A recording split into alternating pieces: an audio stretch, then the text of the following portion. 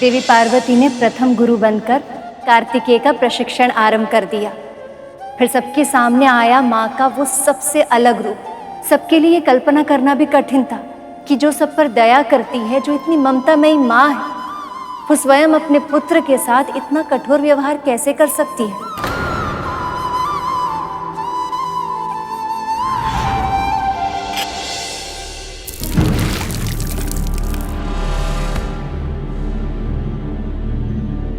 समय हो गया।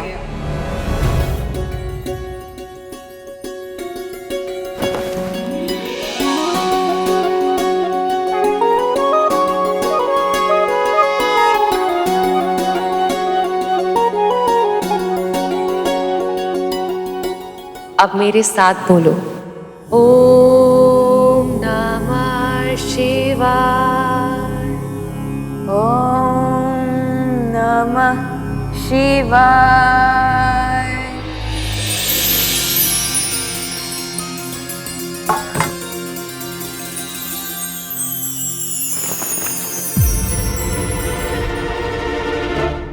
खाओ। मैंने तो सोचा था कि इतने परिश्रम के पश्चात माँ मुझे स्वादिष्ट भोजन खिलाएंगी, किंतु ये क्या, केवल 2 फल। अब सूर्य नमस्कार आरंभ करो।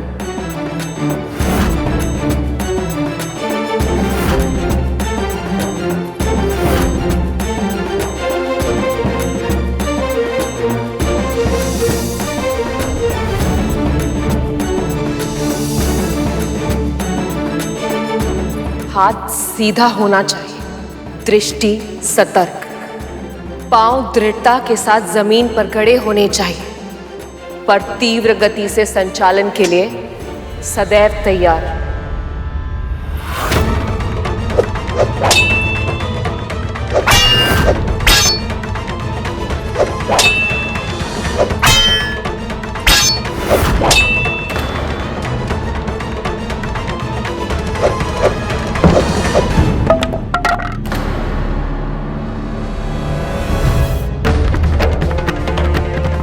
माँ,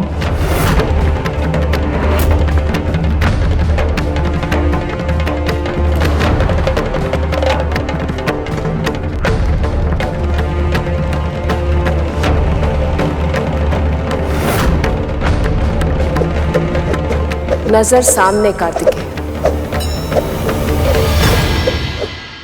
अब लिखो ओम।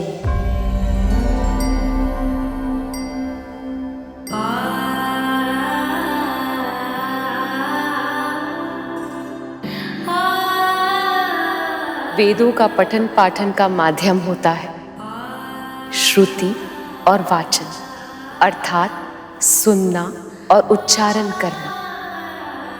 सबसे पहले यहीं से आरंभ करेंगे।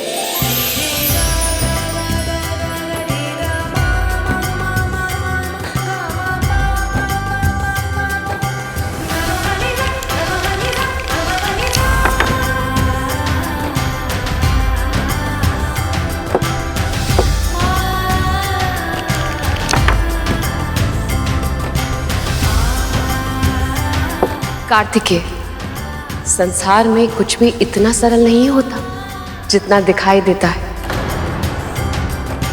इस साधारण से खेल में भी तुम्हें योजना बनानी होगी। अपने प्रतिद्वंदी को मानसिक चक्रव्यूह में उलझाना होगा। उसे लगना चाहिए कि तुम्हारी अगली चाल ये है, परंतु उसके अनुमान के बिल्कुल विपरीत पहले से और भी अधिक प्रभावी वार करना होगा।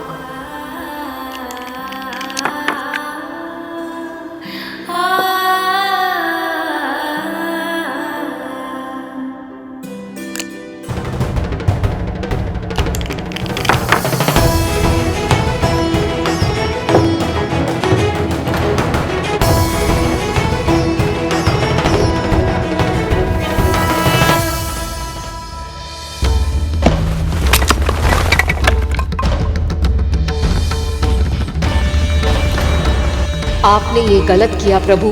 कार्तिकेय अभी केवल एक पत्थर है। इसे परिश्रम और ज्ञान की अग्नि में तप कर रत्न बनाना होगा हमें, इस तरह इसकी सहायता करके नहीं। आप सही कह रही हैं प्रिय, मुझे क्षमा कीजिए, मैं पुत्र मोह में ये भूल कर बैठा।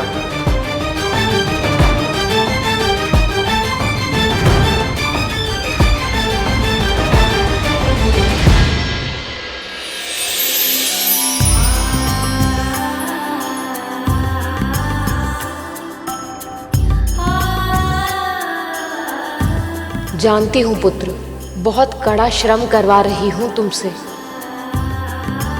पर विवश हो। अपना उद्देश्य पूरा करने के लिए तुम्हें बहुत दृढ़ नींव की आवश्यकता है।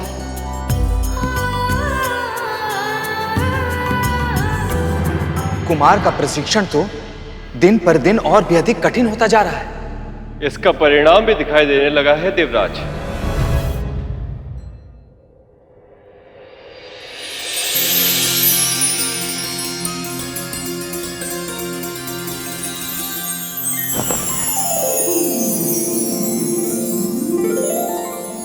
ओम नमः शिवाय।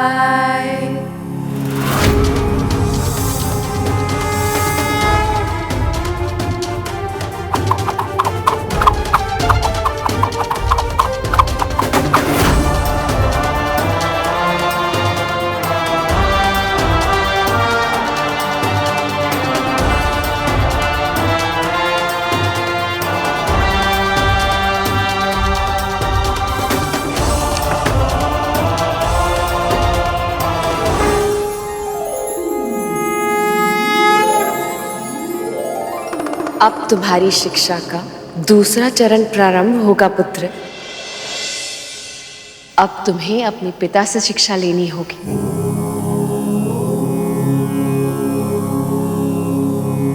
तुम्हारी मां से तुम्हें व्यवहारिक और संसारिक ज्ञान प्राप्त हुआ है पुत्र।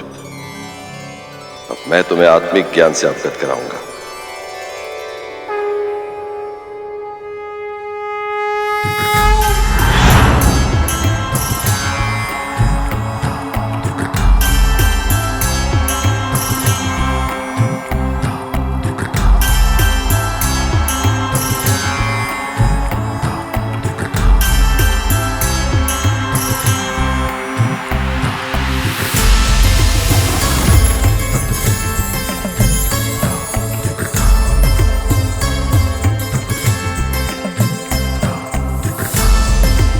अद्भुत पिताजी, अद्भुत है ये भावना।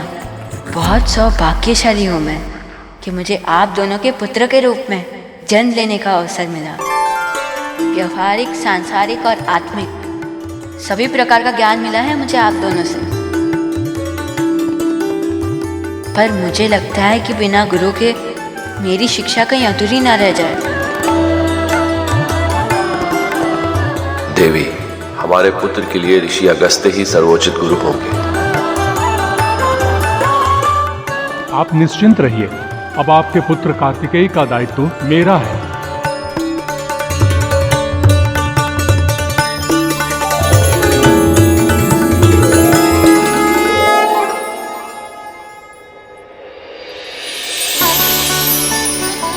कलारीपयट्ट, मल्लखंभ और अन्य युद्ध कलाओं में प्रवीणता आवश्यक है, किंतु इन शारीरिक तकनीकों के साथ साथ तुम्हें युद्ध नीति भी सीखना आवश्यक है। जी गुरुदेव।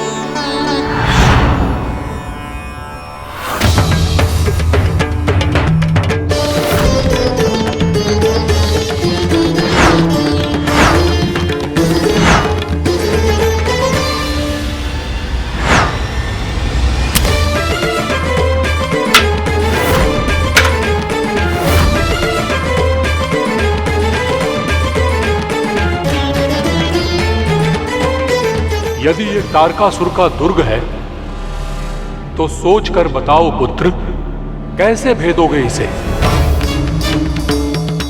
कैसे पराजित करोगे तारकासुर को?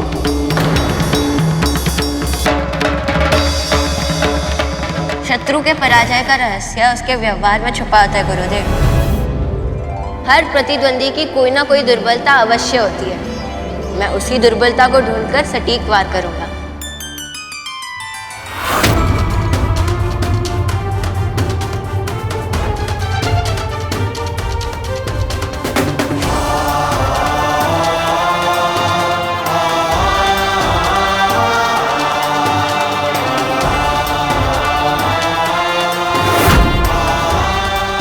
ये एकमात्र मार्ग है दुर्ग के भीतर से बाहर शस्त्र पहुंचाने का।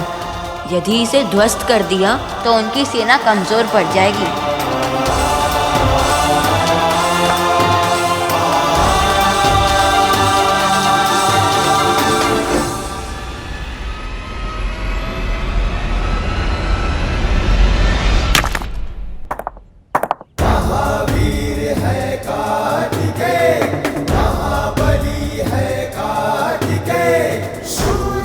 अब तुम्हारी शिक्षा पूर्ण हुई पुत्र।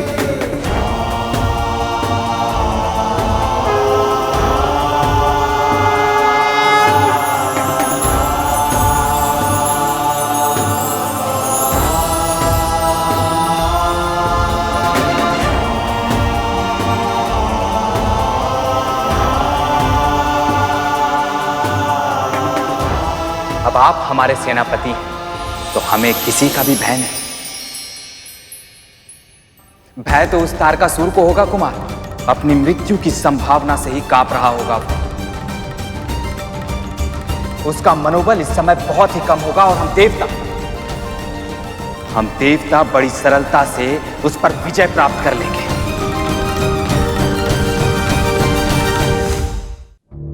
देवताओं में नई ऊर्जा का संचार हो गया होगा, पर हम उनसे युद्ध करने में, उन पर आघात करने में अपना समय व्यर्थ नहीं करेंगे। सीधे उस बालक पर आक्रमण करेंगे हम। यदि उस बालक का वध हो गया तो फिर मुझे मारने वाला कोई नहीं बचेगा। और वैसे भी उस बालक के पास युद्ध का कोई अनुभव नहीं है। आपके पास युद्ध का अनुभव नहीं है कुमार, इसलिए आप पीछे रहेंगे। आगे हम जाएंगे और उन असुरों को आप तक पहुंचने से रोकेंगे। वो निश्चित ही हमें रोकने में अपना सारा बल लगा देंगे, और हमें उन्हें रोकना नहीं है, अपने निकट और निकट आने देना है उन्हें, ताकि वो सब स्वयं मेरे माया जाल में फंस जाए। और एक बार सारे देवता अलग हो गए तो फिर वो बालक अकेला कुछ नहीं कर पाएगा।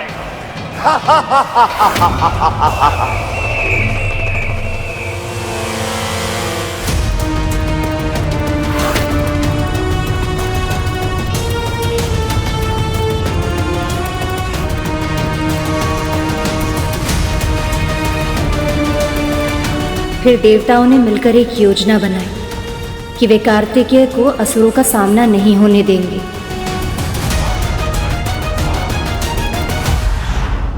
ये कितनी बड़ी विडंबना है ना मां। वर्षों तक देवता कार्तिकेय जी के जन्म की प्रतीक्षा कर रहे थे ताकि तारकासुर को मारा जा सके, और अब वही उन्हें युद्ध करने से रोकना चाहते थे। यही तो माया की शक्ति है सुपन, जिसकी जननी स्वयं श्री माता ही। प्राणी कब माया जाल में फंस जाता है उसे पता ही नहीं चलता।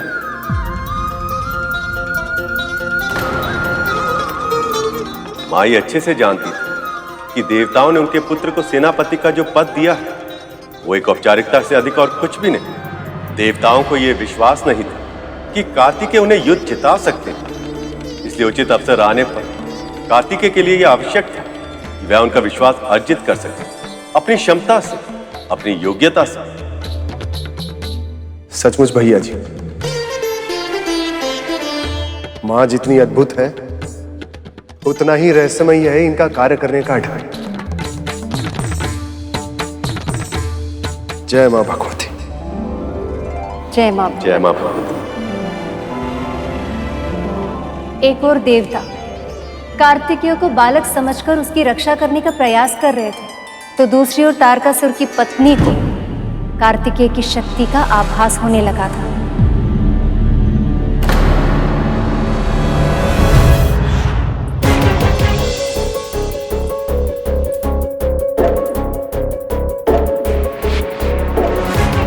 माँ, आज मेरे पति के साथ मेरे पुत्र भी इस युद्ध में भाग लेने जा रहे हैं। कृपया कृपया मेरे परिवार की रक्षा।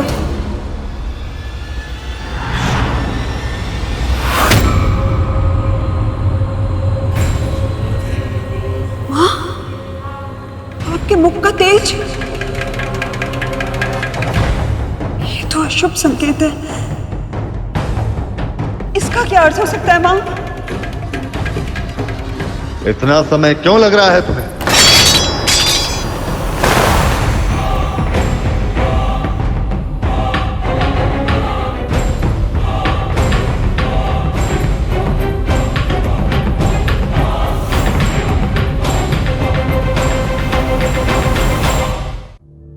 स्वामी शिव पुत्र के साथ युद्ध करने के अपने इस निर्णय पे पुनः विचार कीजिए स्वामी।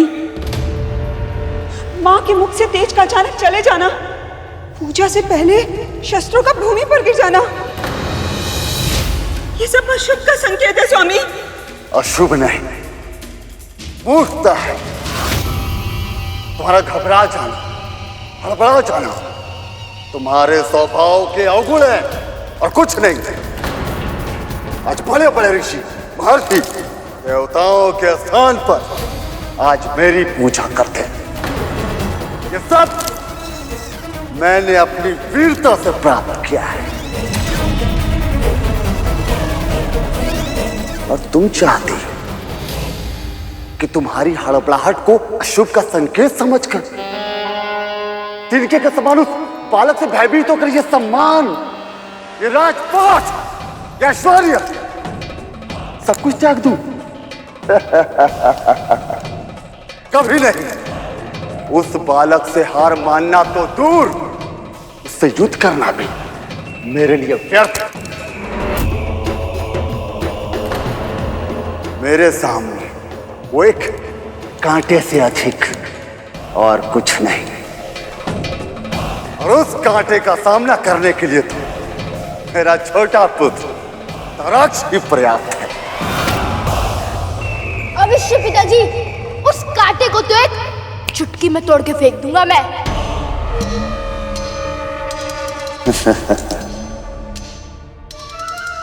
इंद्र के स्वार्थ का प्रयोग उसी के विरुद्ध करना पुत्र। अतीक के आत्मविश्वास के कारण उस युद्ध में उस बालक को अकेला ही छोड़ देगा। उस अवसर का लाभ उठाना, क्योंकि एक बार वो बालक मारा गया तो देवताओं का सारा खेल ही समाप्त हो जाएगा। मैं समझ गया पिताजी, मैं वैसा ही करूंगा।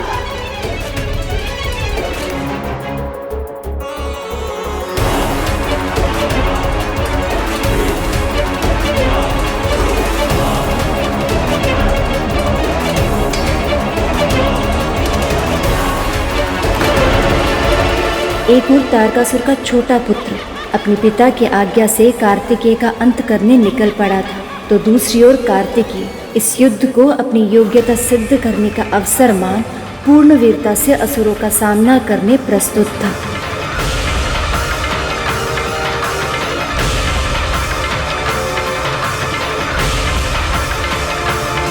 अब आजा तारकासुर, तेरा काल तेरे समक्ष खड़ा है। आजा इंद्र, तेरी मृत्यु तेरी प्रतीक्षा कर रही है। शिव पुत्र तो क्या, स्वयं शिव भी मेरा कुछ अहित नहीं कर सकते।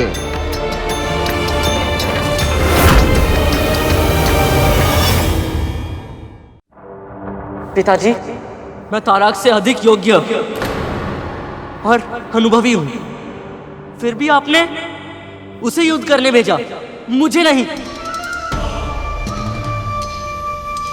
क्योंकि वो तो केवल एक प्रिय पुत्र है, और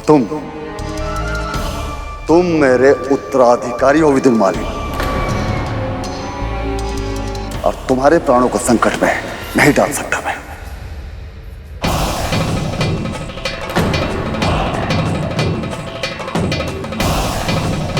जिस पुत्र का पिता ही उसका शत्रु हो जाए तो इस पूरे जगत में उसकी रक्षा कौन कर सकता है?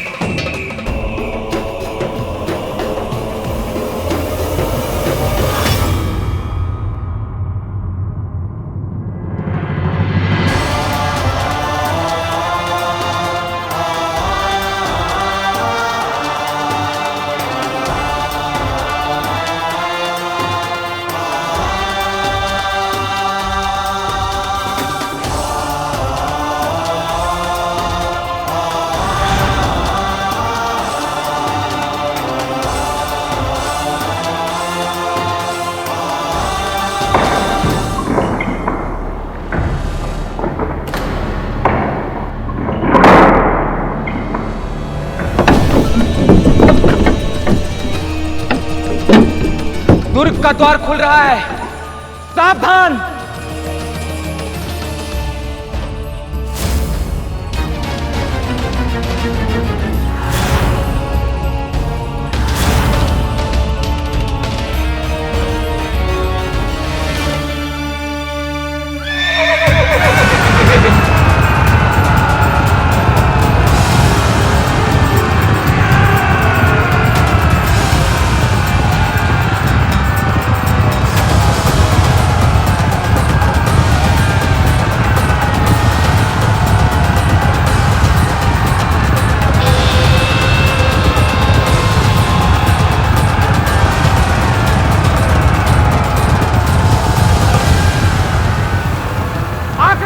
हमें उनसे पहले अस्त्रों का प्रयोग नहीं करना चाहिए।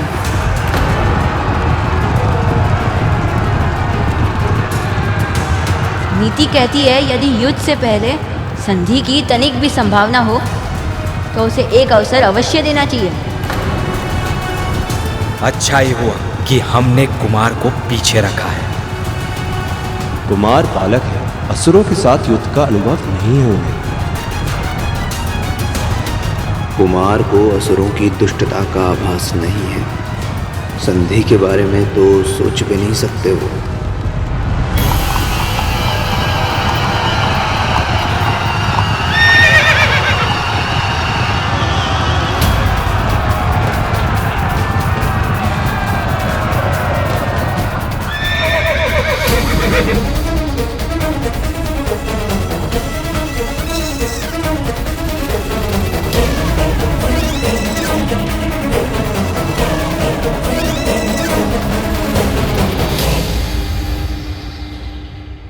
हमें युद्ध में कोई रुचि नहीं है।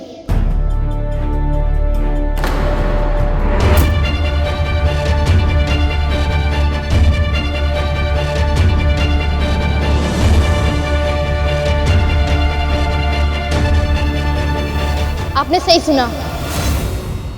हम असुर मानते हैं कि युद्ध की आवश्यकता नहीं है। आप स्वर्ग चाहते ना देवराज? हम संधि के लिए तैयार हैं। दे देंगे आपको आपका स्वर्ग। और देवताओं, सभी असुरों की ओर से मैं ये वचन भी देता हूं कि भविष्य में हम सबको शांति से जीने देंगे। बस एक शर्त है हमारी।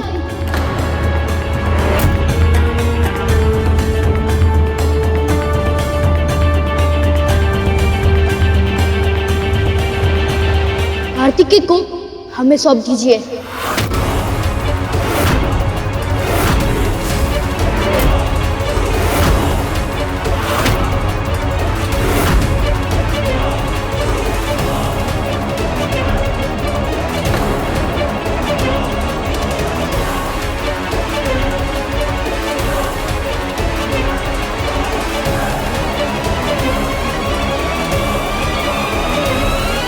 तारकासुर तो कुछ अधिक ही चतुराई दिखाने का प्रयास कर रहा है। देवताओं की सेना अपने सेनापति को शत्रु के हाथ में सौंप देगी, इसकी कल्पना करना मूर्खता है। या फिर कुशल युद्ध नीति। कहीं देवराज इंद्र स्वर्ग के लोभ में हमारे पुत्र को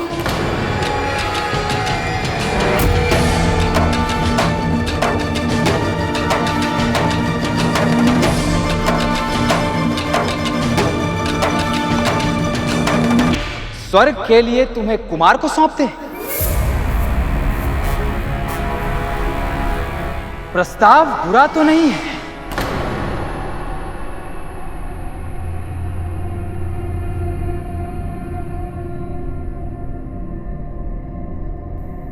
यदि असुरों की कुटिल दृष्टि से देखा जाए तो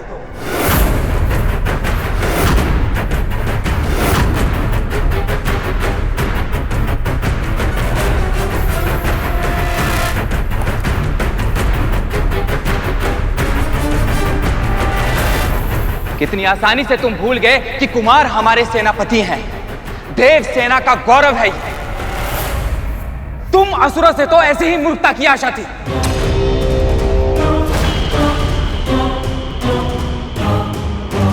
अब इस अपमान का उत्तर मेरा ये अस्त्र देगा। रुकिए, इतने क्रोधित मत होइए देवराज।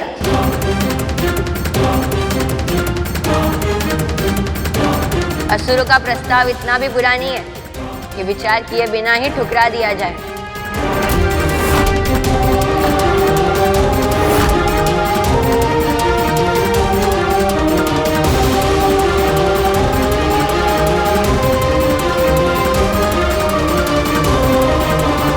जब तारकासुर स्वयं अपने काल को अपने पास बुला रहा है तो मैं क्यों ना चले ही जाऊं।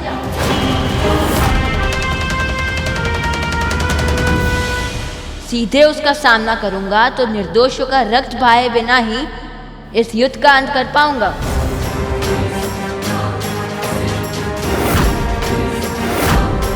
क्या चल रहा है कार्तिकेय के मस्तिष्क में? ये आप क्या कह रहे हैं कुमार? हम यहां समर्पण करने नहीं, युद्ध करने आए हैं। और वैसे भी हम आपको इतने संकट के मुख में नहीं भेज सकते। आप तारकासुर का सामना अकेले नहीं कर पाएंगे कुमार।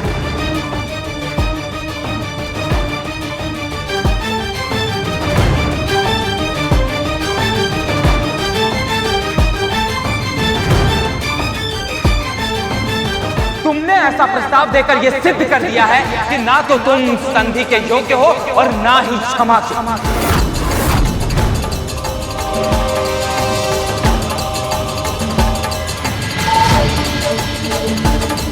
देवताओं का कोप सहने के लिए तैयार हो जाओ। आक्रमण! आप यहीं प्रतीक्षा कीजिए कुमार। सेना की एक टुकड़ी सेनापति की रक्षा करेगी, बाकी सब मेरे पीछे आए।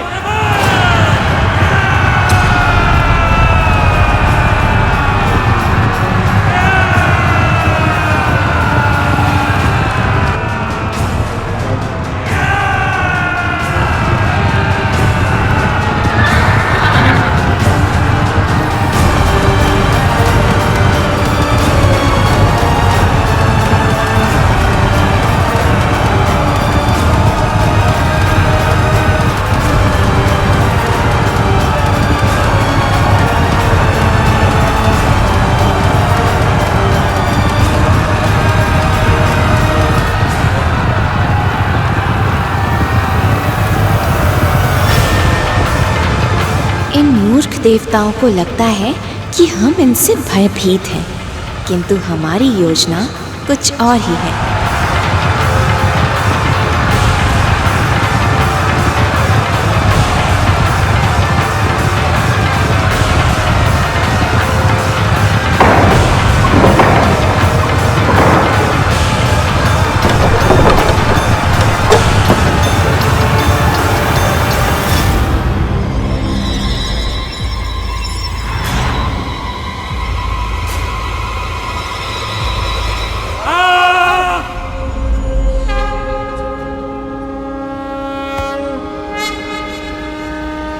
देवताओं, दुर्ग द्वार को भेदने में हम सफल रहे। अब विजय निश्चित है। महल की ओर बढ़ो।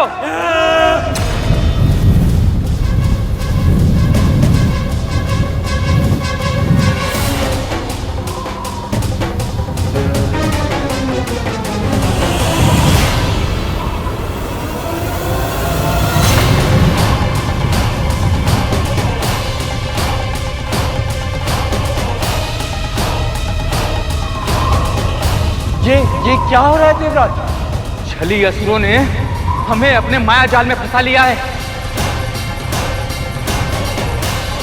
और उधर रणभूमि में कार्तिकेय बस कुछ ही सैनिकों के साथ हैं।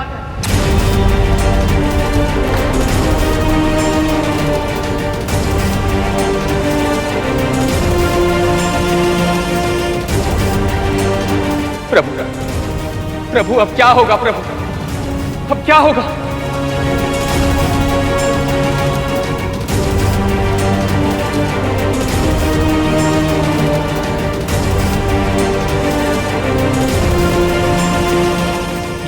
ये कैसे संभव है?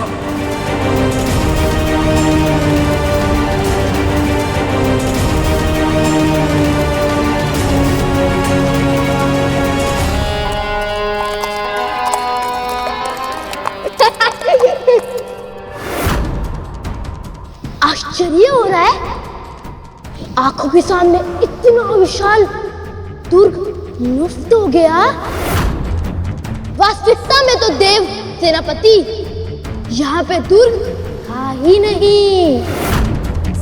यहाँ पे तो हमारा माया जाल था। ये मेरा माया जाल था जिसमें तुम्हारा देव राजा वो अभिमानी इंद्र सरलता से फंस गया और हमारी योजना सफल हुई।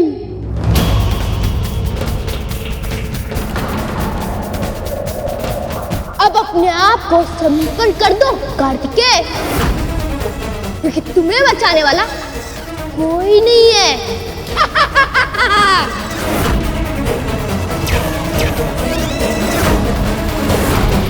तारकासुर ने अपनी माया का प्रयोग कर दिया। सारी देवताओं की सेना उसके जाल में फंस चुकी है महादेव।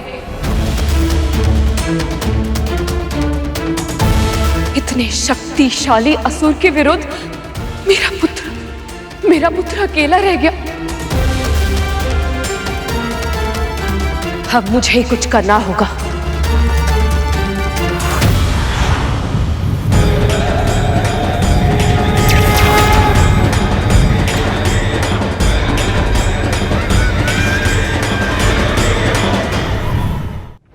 ये आप क्या कर रही हैं देवी?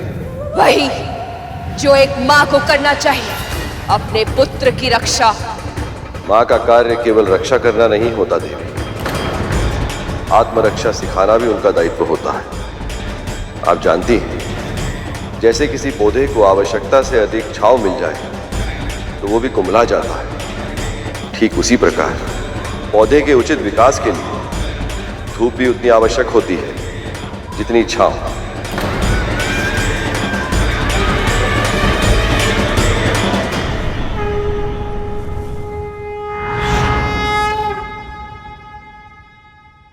देवी, अपने पुत्र और अपनी शिक्षा पे विश्वास रखिए।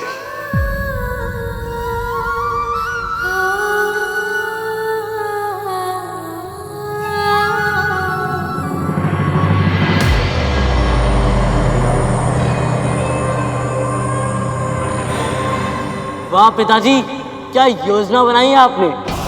सारे देवता अभी तक हमारे माया जाल में फंसे हुए हैं और उधर वो शिवपुत्र ताराक्ष के सामने अकेला रह गया।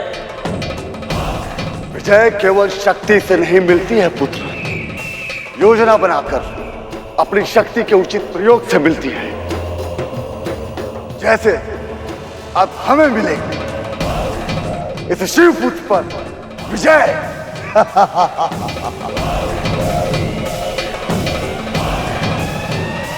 स्वामी का इतना अधिक अहंकार मेरे मन में भय क्यों उत्पन्न कर रहा है? क्या हुआ सेनापति कार्तिकेय? अपने रक्षक देवताओं को बंदी देखकर मन घबरा रहा है। चिंता मत करो, युद्ध में किसी निर्दोष का रक्त बहे उसके पक्ष में मैं भी नहीं हूं।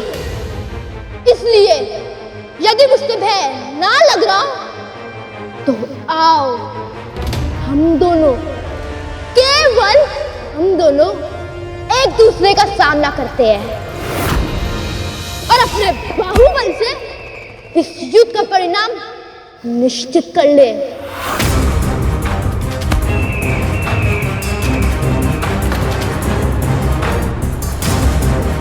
माता इतनी चिंतित क्यों है? सेना का कार्य अपनी सेनापति की रक्षा करना नहीं होता, विपक्षी सेना से युद्ध करना होता है। और सेनापति का कार्य उस युद्ध का नेतृत्व करना होता है। तुम्हारी चुनौती मुझे स्वीकार है असुर। जो शस्त्र उचित लगे चुन लो।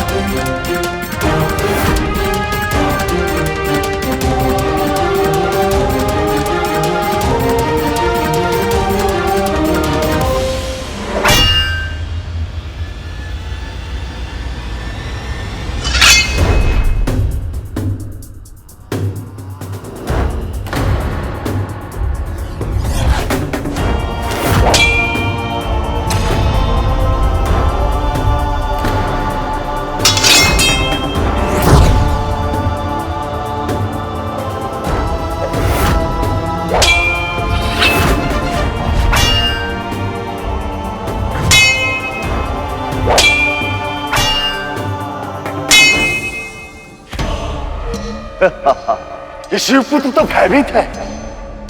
आक्रमण करने का स्थान पर ताराक्ष के प्रहारों से बचने का प्रयास कर रहा है। ताराक्ष के सभी प्रहार व्यर्थ जा रहे हैं।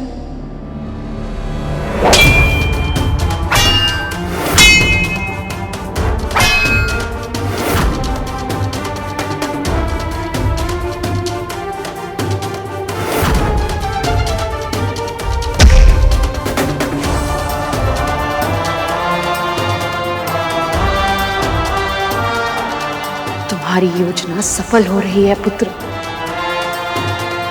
असुर थक रहा है। अचानक प्रहार करो और समाप्त कर दो इस युद्ध को। अचानक प्रहार करो और समाप्त कर दो इस युद्ध को। अचानक प्रहार करो, समाप्त कर दो इस युद्ध को।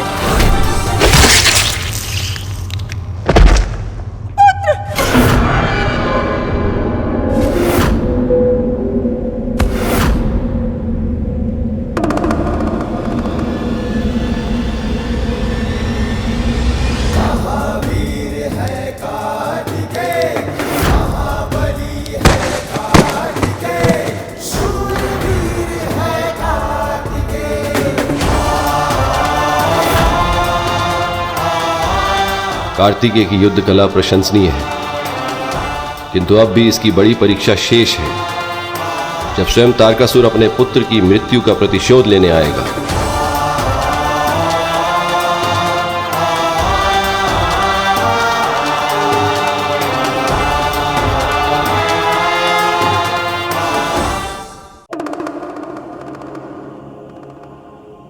अब आप ठीक हैं देव?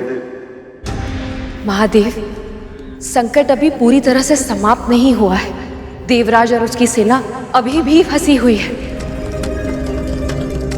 मुझे संदेह है कि तारकासुर अब और भी अधिक तीव्रता से आक्रमण करेगा।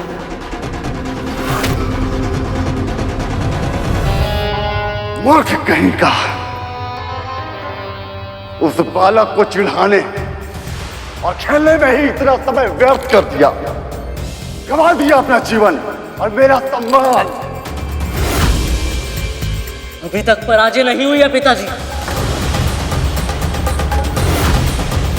इंद्र और उसकी सेना अभी तक हमारे बंदी है,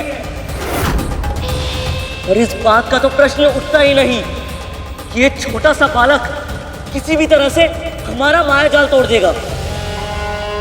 विजय की संभावना अभी भी शेष है पिताजी। तो जाओ विदुर माली, जाकर युद्ध करो और प्रतिशोध लो अपने भाई की मृत्यु का।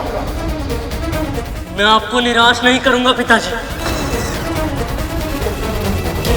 जिस तरह से मेरे भाई का शीश कटकर भूमि पर गिरा है, उसी तरह से उस शिव पुत्र का शीश काटकर मैं लाऊंगा।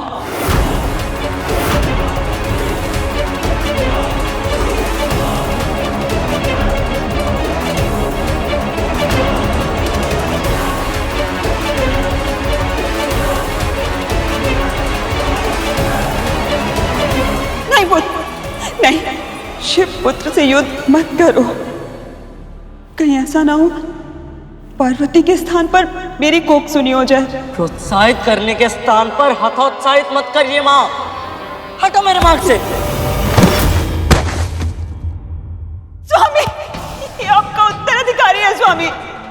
आप इसके प्राणों को संकट में कैसे डाल सकते हैं? जब उसके और मेरे प्राणों में से किसी के प्राणों पर संकट आना ही है, तो उसके प्राण क्या बुरे हैं? तुम्हें तो अनेक पुत्र मिल जाएंगे, पर पति परमेश्वर तो बस एक ही होता है ना।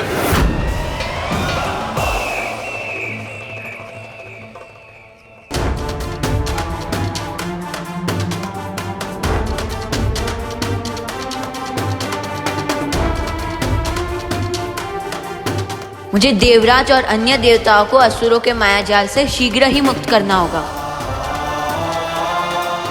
अब हम क्या करें सेनापति? सेना के बिना तारकासुर से युद्ध कैसे करेंगे हम? हमें भाग जाना चाहिए सेनापति। प्राण बचेंगे तो हम भविष्य में अवश्य युद्ध कर पाएंगे। हम सेनापति हूं मैं। अपनी सेना को शत्रु की माद में अकेला छोड़कर कहीं नहीं जाऊंगा। यदि ये मायाजाल है तो मेरी माँ योग माया है। यदि ये माया जाल है तो मेरी माँ योग माया है। सब कुछ उन्हीं का रचा हुआ है। अब वही हमारी सहायता करेगी। देखा देखा कितना भयभीत है ये। प्रार्थना कर रहा है अपने प्राणों की रक्षा करने के लिए, और ऐसा नहीं होगा। ना ही इसके पिता मेरा वध कर सकते हैं, ना ही मां। तो फिर इस पूरी सृष्टि में ऐसा कौन है जो मुझसे इसकी रक्षा कर पाए? स्वामी का इस प्रकार अहंकार उचित नहीं है। अंततः है तो वो देवी पार्वती और महादेव का पुत्र। न जाने कितनी असीम शक्तियों का स्वामी होगा वो।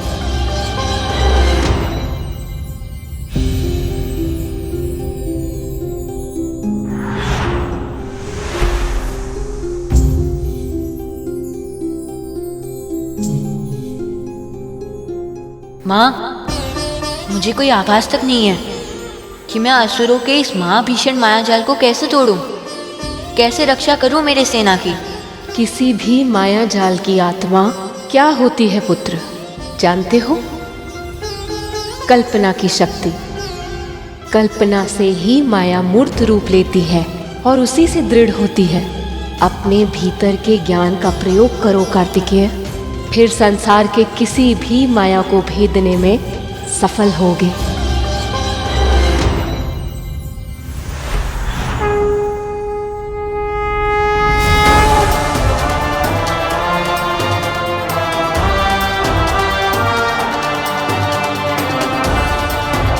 मुझे इस माया जाल को तोड़ना ही होगा।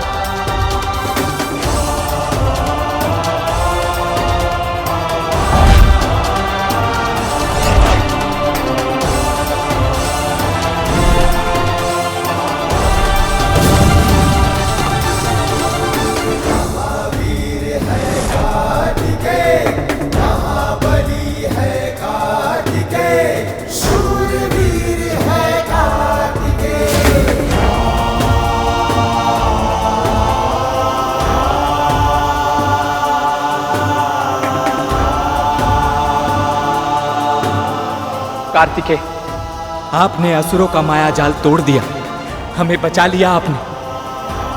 आपकी जय हो। सेनापति की जय, सेनापति की जय, सेनापति की, सेनापति की। ये जयकार मेरी नहीं, आपकी है माँ। दूर रहते हुए भी आपने अपने पुत्र की सहायता कर ही दी। एक माँ अपनी संतान से शारीरिक रूप से भले ही दूर, पर इतनी दूर भी कभी नहीं होती कि उसकी हर इच्छा, उसकी हर पीड़ा बिना कहे समझ ना पाए। एक माँ अपनी संतान को शिशु अवस्था से ही जान जाती है, जब वो बोल भी नहीं पाता, जब उसे ये भी नहीं पता होता कि वो भूख से रो रहा है या नींद से। संतान भी अच्छी तरह जानती है कि उसे कष्ट हो तो मां सब कुछ छोड़ छाड़ के, सब कुछ भूल के उसकी ओर दौड़ती है। इसीलिए संतान चाहे कितनी भी बड़ी हो जाए, पर कष्ट की घड़ी में उसके मुख से पहला शब्द मां ही फूटता है।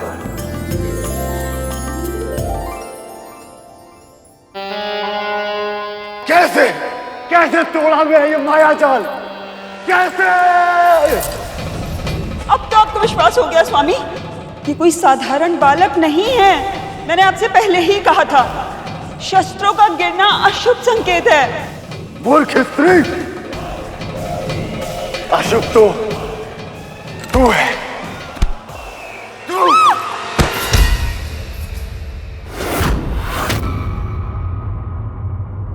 हमें क्षमा कर दीजिए कुमार, हमने आपकी क्षमता को कम आंका। हाँ कुमार, हम जानते थे कि आप तारकासुर का वध करने में सक्षम हैं, फिर भी हमने आपकी योग्यता पे विश्वास नहीं किया। हमें क्षमा कर दीजिए।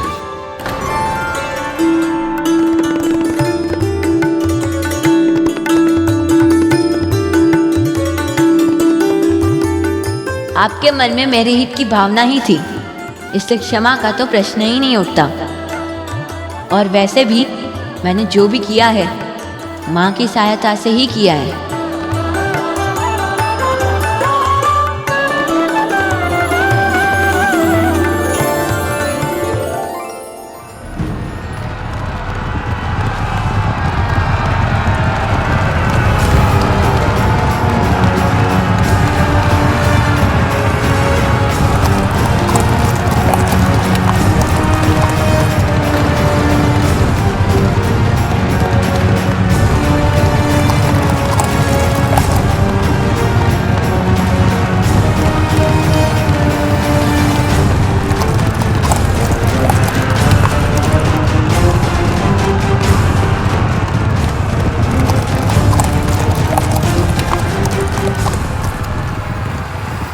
जो भूल मैंने पहले की थी वो अब नहीं करेंगे कुमार। इस युद्ध का नेतृत्व आप कीजिए।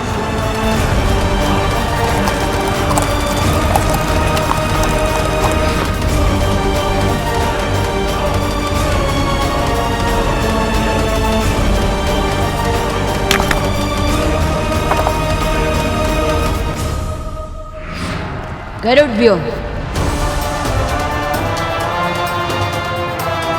गरुड़ व्यूह की रचना करो।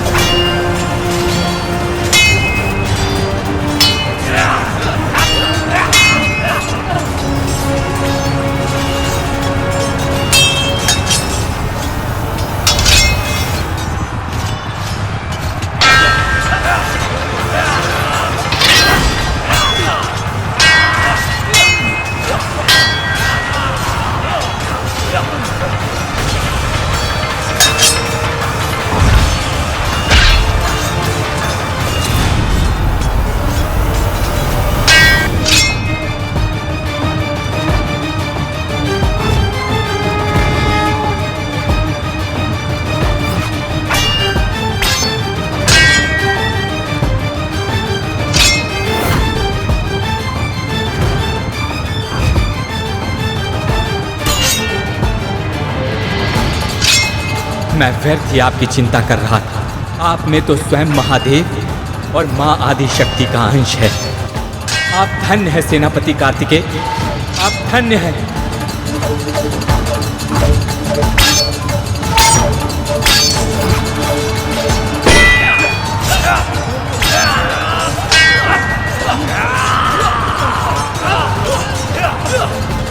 जिसे स्वयं शक्ति ने प्रशिक्षण दिया, उसका इतनी वीरता से युद्ध करना तो स्वाभाविक ही है।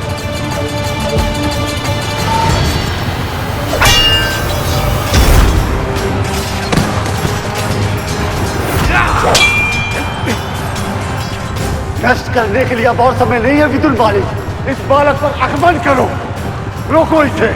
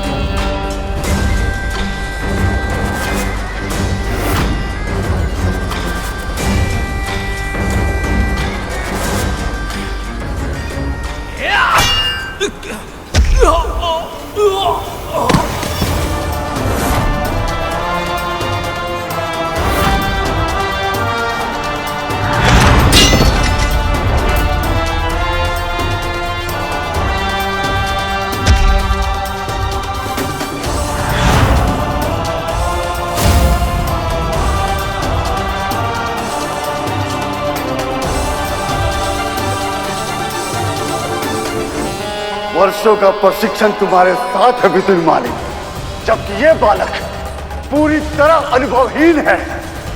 जो कार्य ताराक्ष नहीं कर पाया, अब वो तुम करोगे।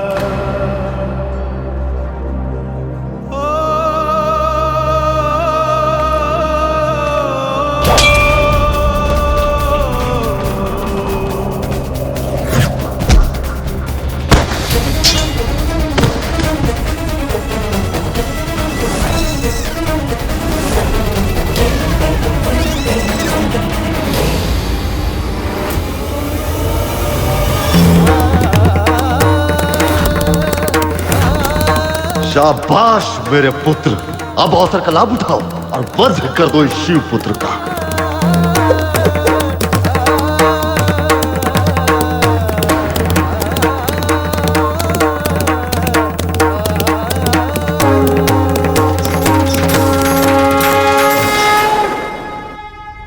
देवी,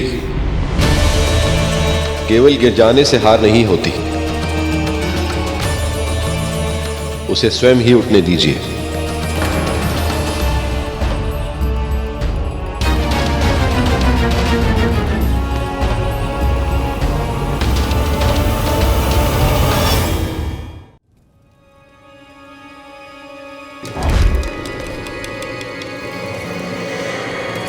मुझे कुछ भी दिखाई नहीं दे रहा है, किंतु मुझे इसे पराजित करना ही होगा।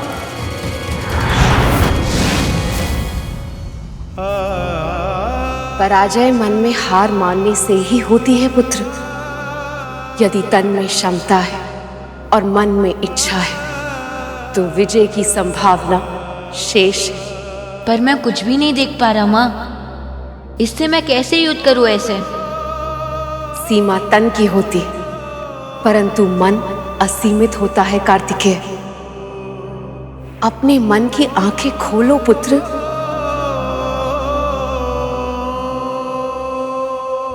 अपने मन की आंखें खोलो पुत्र।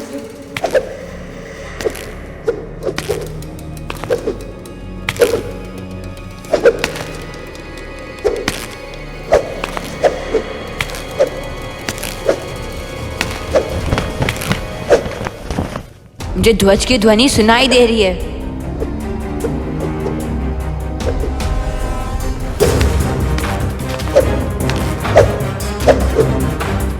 मैं अपने शत्रु के पैरों की ध्वनि सुन पा रहा हूं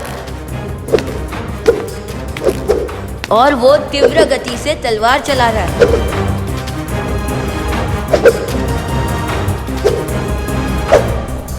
मुझे ध्वज के पास पहुंचना होगा ताकि मैं उसे अपना शस्त्र बना सकूं।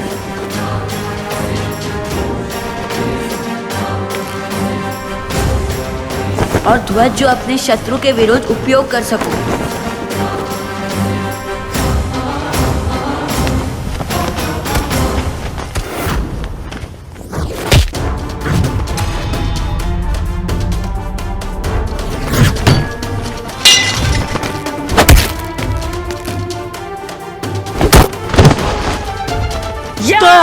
दया दया कीजिए गौरी शंकर सूत।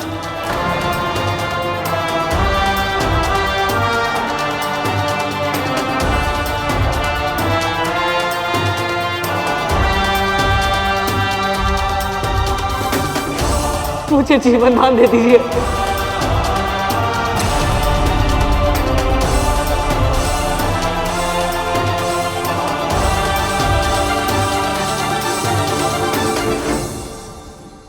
व्यक्तित्व की वास्तविक परीक्षा तब होती है देवी, जब चुनाव करना कठिन हो। इसे स्वयं निर्णय लेने दीजिए।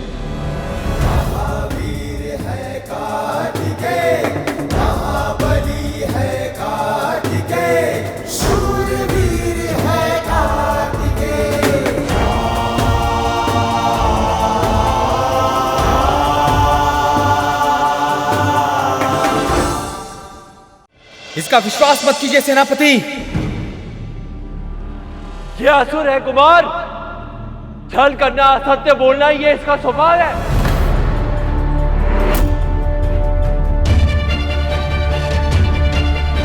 नीति के विरुद्ध निर्णय मत लीजिए। देव सेनापति, मैं तो आपका शरणागत हूँ और शरणागत का प्राण बचाना तो आपका धर्म है। दया कीजिए, दया कीजिए। शरण में आए हुए का वध कैसे करूं? पर दुष्ट असुर को तो जीवित भी नहीं छोड़ सकता। कैसी दुविधा है ये?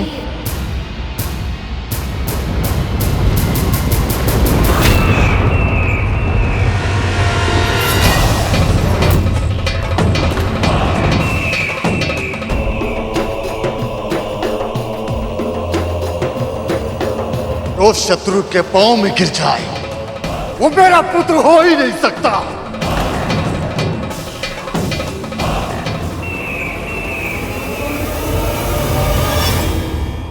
तारकासुर स्वयं यहाँ आ गया। प्रतीत होता है क्रोध में स्वयं अपने पुत्र का अंत कर देगा। इस कार्तिकेय का अंत करने के लिए यही उत्तम अवसर है।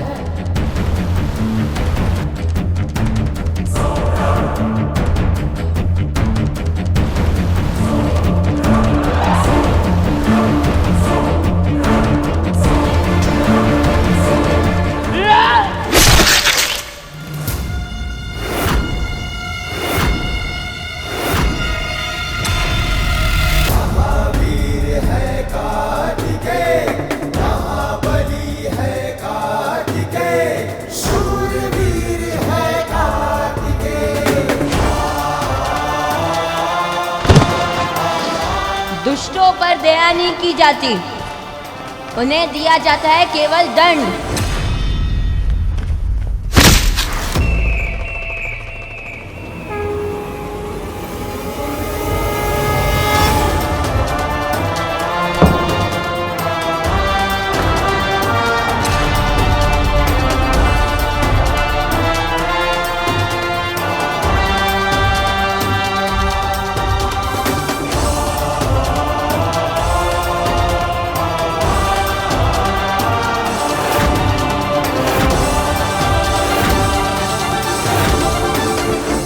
महादेव,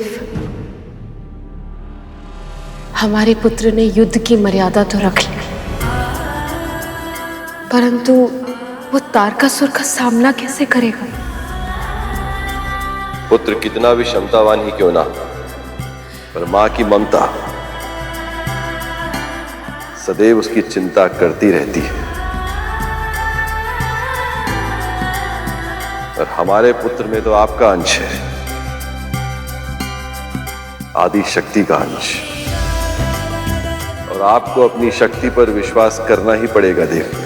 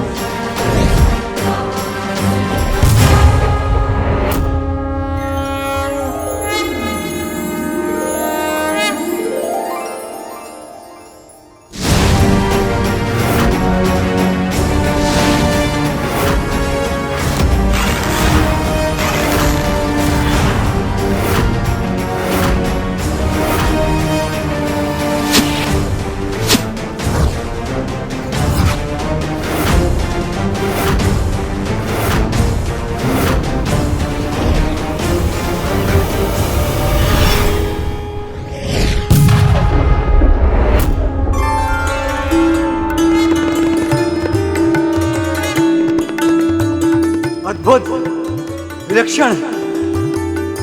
इतनी कम आयु में इतने बड़े असुर से युद्ध कर रहे हैं राजकुमार कार्तिकेय, और वो भी बिना किसी भय के। और यही नहीं वायुदेव, तारकासुर जैसे भीषण योद्धा के प्रहारों का उत्तर अपने अस्त्रों से देकर कुमार अपनी योग्यता को सिद्ध कर रहे हैं। नहीं तो किसी और में यह सामर्थ्य कहां कि तारकासुर जैसे योद्धा के सामने इतनी देर टिक पाए।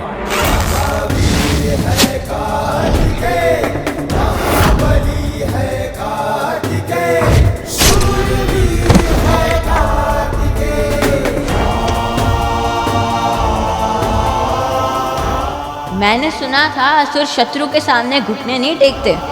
क्या तुम असुर भी ऐसा ही मानते हो क्या तारकासुर?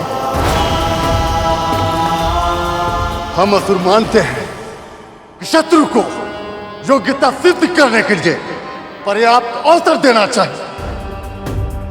रुकिएगा बालक, प्रहार कर।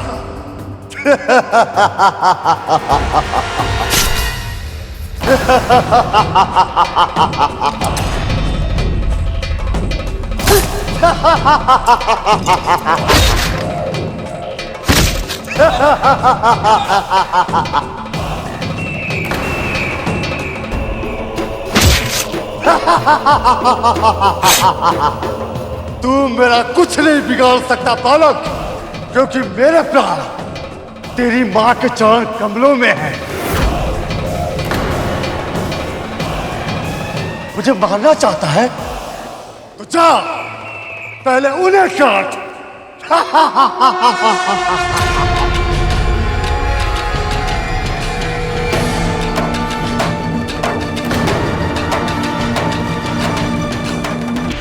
तारकासुर के प्राण माँ के चरणों में, किंतु ये कैसे संभव है? माँ पर प्रहार करने का मैं विचार भी नहीं कर सकता हूँ, किंतु फिर तारकासुर का अंत कैसे करूंगा मैं? ये राक्षस राज तो बड़े ही बुद्धिमान निकले। कार्तिकेय को ऐसी दुविधा में फंसाया जिसका कोई समाधान ही नहीं है। नहीं, अब देखिए कि कोई भी पुत्र अपनी माँ से क्रोधित हो सकता है, घर छोड़कर जा सकता है, पर अपनी माता के चरण काटना ये तो असंभव ही।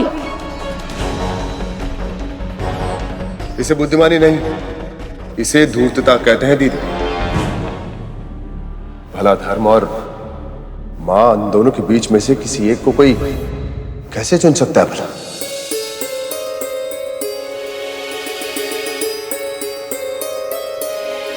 पर चुनना तो पड़ा ही होगा ना, क्योंकि यदि तारकासुर नहीं हारता तो संसार कैसे बच पाता? परंतु मां, सदैव अच्छे व्यक्तियों को ही ऐसी कठिन परीक्षाएं क्यों देनी पड़ती है? क्योंकि अच्छे व्यक्ति ही भगवान से सबसे अधिक प्रेम करते हैं। उनको अपने चरणों में सदा सदा के लिए स्थान देने से पहले भगवान के लिए भी अनिवार्य होता है कि वह उनकी परीक्षा ले। कार्तिकेय के लिए भी ये चुनाव करना बहुत कठिन था।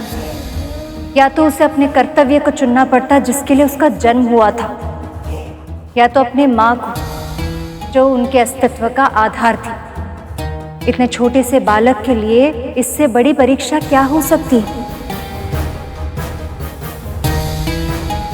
परीक्षा जब पहेली बनकर चुभने लगे तो उसका समाधान ढूंढना आवश्यक हो जाता है। वाराणसी के एक सेठ ने अपनी मां के नाम पर एक भव्य मंदिर का निर्माण करवाया। उस मातृभक्त ने मंदिर में प्राण प्रतिष्ठा के बाद कहा कि हे मां, मैंने तुम्हारे नाम को शताब्दियों तक अमर कर दिया, मैंने तुम्हारा ऋण चुका दिया। उसके ये कहते मंदिर का एक बड़ा भाग छत के साथ ढह गया। जानते हो क्यों? क्योंकि मां का ऋण कभी चुकाया नहीं जा सकता।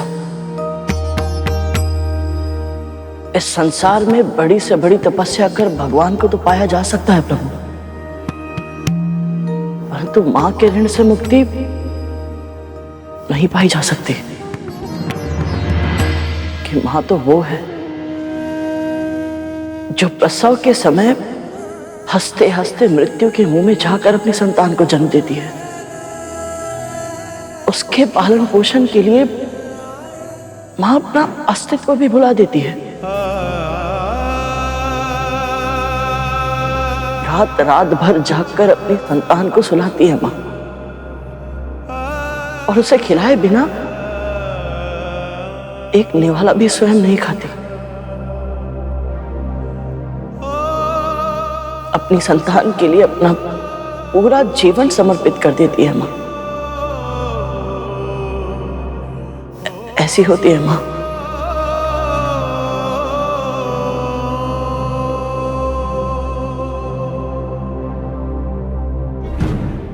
आयु कम है पर बातें बहुत बड़ी बड़ी करते हैं आप, किंतु उसके लिए हमारे पास समय नहीं है।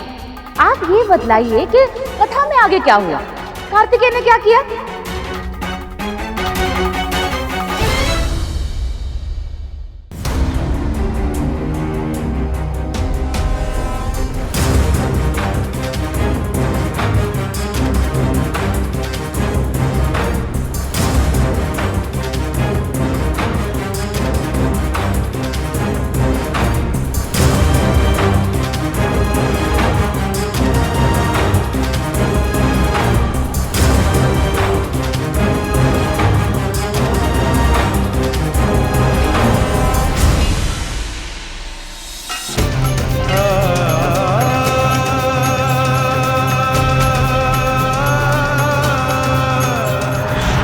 मैं तुम्हें आत्मिक ज्ञान से अवगत कराऊंगा।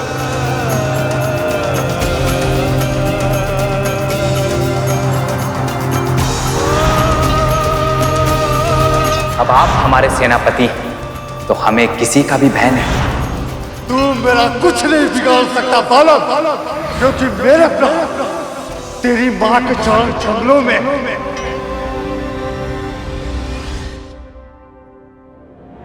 सभी ने कितनी आशाओं से ये उत्तरदायित्व सौंपा था मुझे।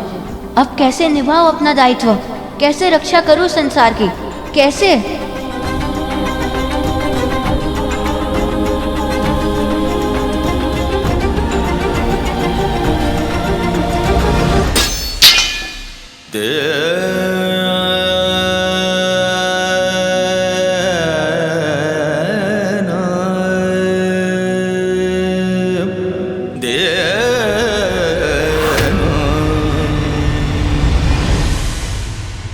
जो सारे संसार को असंभव लगता था, उसे संभव बना दिया मैंने।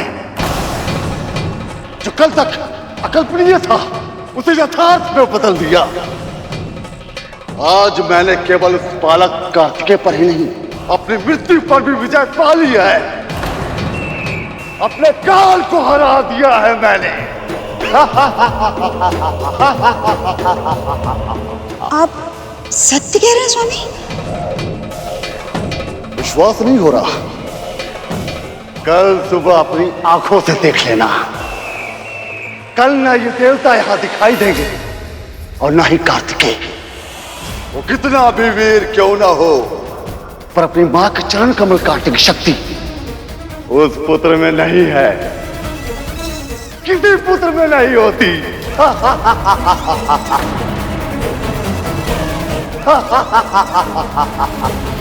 अब बस बहुत हो गया महादेव। मौन रहकर मैं ये सब नहीं देख पाऊंगी। ये असुर युद्ध नहीं कपट कर रहा है। एक पुत्र को अपने मां के विरुद्ध तलवार उठाने के लिए विवश करने का प्रयास कर रहा है। जानता ही नहीं कि ये अनर्थ कभी नहीं हो सकता। पर ये अनर्थ हो गया है मां।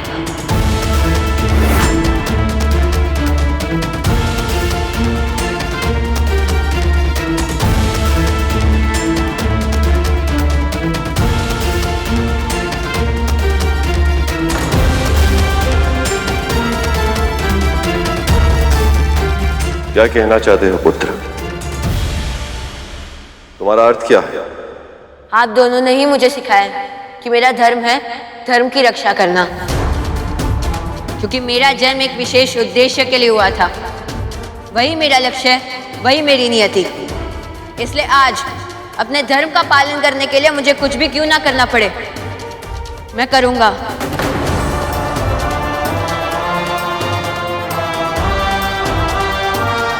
क्षमा कर दीजिए माँ, मैं विवश हूँ।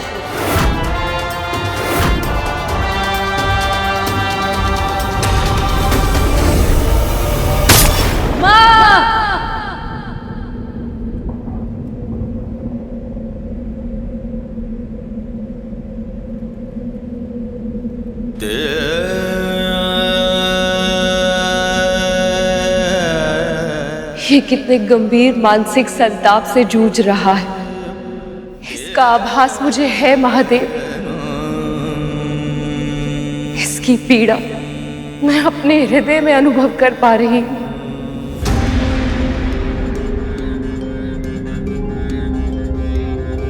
जानती हैं देवी, इससे क्या सिद्ध होता है? इसे अथाह प्रेम है, आपसे भी और इस संसार से भी, जिसे आपने ही रचा है। तभी तो संसार के हित के लिए ये आपका हित नहीं कर सकता, पर आपका हित ना करके इस संसार को अभिशप्त जीवन जीने के लिए विवश भी नहीं कर पा रहा। इस अंतर्द्वंद की पीड़ा हमारे पुत्र को अवश्य सहनी पड़ रही है पार्वती, पर हमें स्मरण रखना होगा कि स्वर्ण अग्नि के ताप को सहकर ही कुंदन बन पाता है। आप स्वयं को दोष मत दीजिए कुमार। ऐसी परिस्थिति में हम देवता भी नहीं समझ पा रहे हैं कि क्या करें और कैसे। तो फिर आप तो बालक हैं कुमार, आपका तो भयभीत या भ्रमित होना तो स्वाभाविक है। पर ये विकल्प मेरे लिए नहीं है देवराज। एक और ये धरती है, सारा संसार है, जिसकी रक्षा करना मेरा दायित्व है, इसलिए तो जन्म हुआ है मेरा। और दूसरी ओर वो माँ है, जिनके कारण मेरा अस्तित्व संभव हुआ है। दोनों में से किसी एक का चुनाव करना संभव नहीं है। अवश्य ही कोई और उपाय होगा, पर ऐसा कैसे हो सकता है कि उस असुर ने मेरी माँ के चरणों में अपने प्राण रखे हो और माँ को पता तक ना चला हो। ये तो मुझे भी विचित्र लग रहा है कुमार। क्या ये संभव है कि ये असुरों की कोई नई चाल हो? अवश्य ही वो असत्य बोलकर हम सबको भ्रमित कर रहा है। या तो फिर ये भी तो संभव है कि उसने कहा तो सत्य ही हो, पर उसके सत्य का अर्थ कुछ और हो।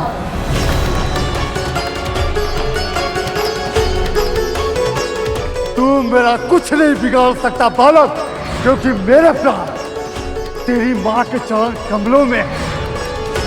उसने कहा था कि उसने अपने प्राण मेरी माँ के चरण कमलों में रखे।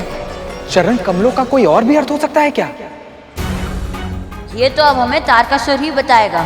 पर तारकासुर स्वयं अपने रहस्य को उजागर क्यों करेगा कुमार? करेगा देवराज।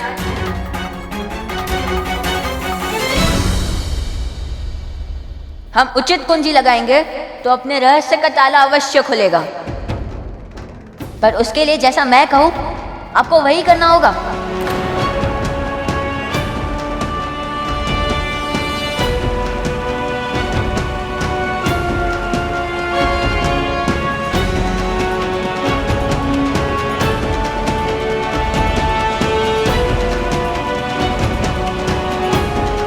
ऐसी क्या योजना बनाने जा रहा है ये? इसने देवराज से क्या कहा होगा प्रभु? कहीं कोई ऐसा कार्य तो नहीं करने जा रहा जिससे ये फिर से किसी संकट में पड़ जाए। अभी तक हमारे पुत्र ने केवल शक्ति और भक्ति का ही परिचय दिया है, पर अब समय आ गया है, इसे बुद्धि की परीक्षा भी देनी होगी। जिसके पास शक्ति, भक्ति और बुद्धि का संगम हो, उसे पूरे ब्रह्मांड में कोई पराजित नहीं कर सकता देवी।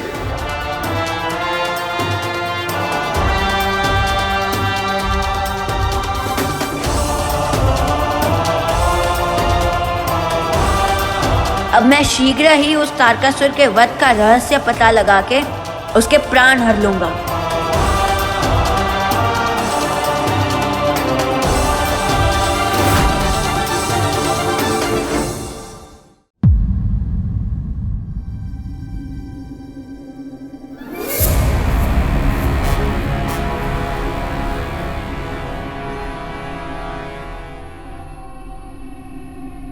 महारानी,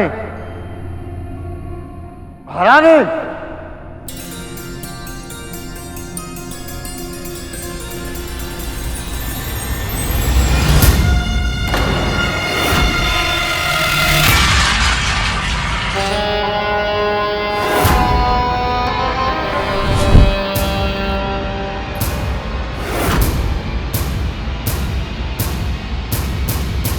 आप देवी माँ में आस्था रखती हैं, भक्ति की शक्ति पर विश्वास है आपको, इसलिए मुझे लगा कि मुझे आपको सावधान कर देना चाहिए। यदि आपने अपने स्वामी को नहीं रोका महाराज, तो उनकी मृत्यु निश्चित है। असुर राज ने बालक कार्तिकेय की क्षमताओं को कम आंकने की भूल की है। सर्वज्ञाता महादेव शिव शंकर का पुत्र है वो, उन शक्तियों का पुत्र है जो कभी दुर्बल पड़ ही नहीं सकता। इसलिए हो सके तो आप अपने पति को रोकिए, समझाइए, उनकी रक्षा करने का प्रयास कीजिए, अन्यथा उनके प्राण जिन चरण कमलों में है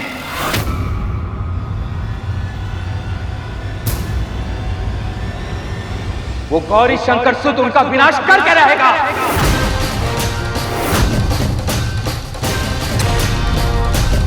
देवराजेंद्र,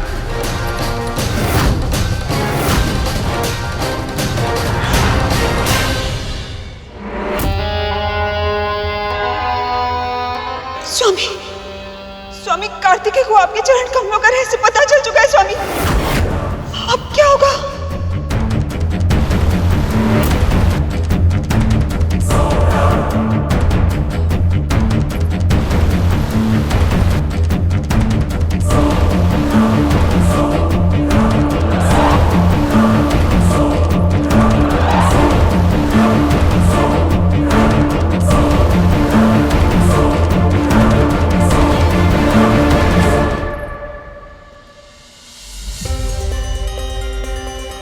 यह तो सुरक्षित है, व्यर्थ में ही मैं चिंतित हो रहा था।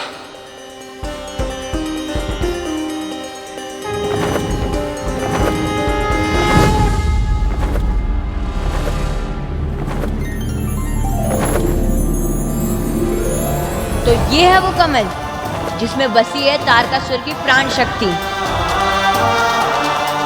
अब मुझे ज्ञात हो गया कि तारकासुर के प्राण हरने हैं, तो मुझे इस कमल को नष्ट करना होगा।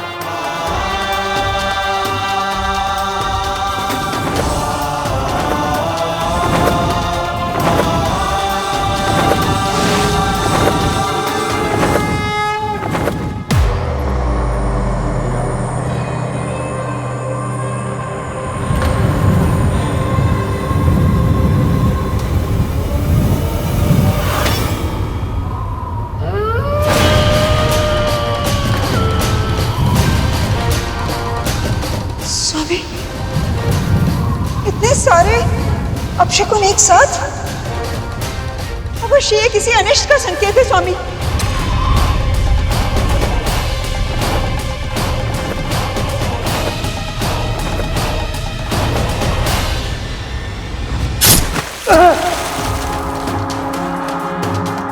स्वामी, क्या हो रहा है आपको स्वामी?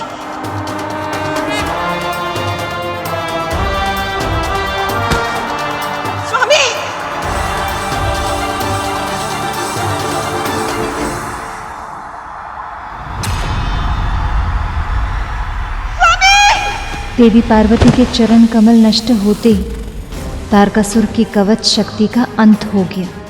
किंतु फिर आरंभ हुआ वो युद्ध जिसकी प्रतीक्षा देवताओं को कई वर्षों से थी।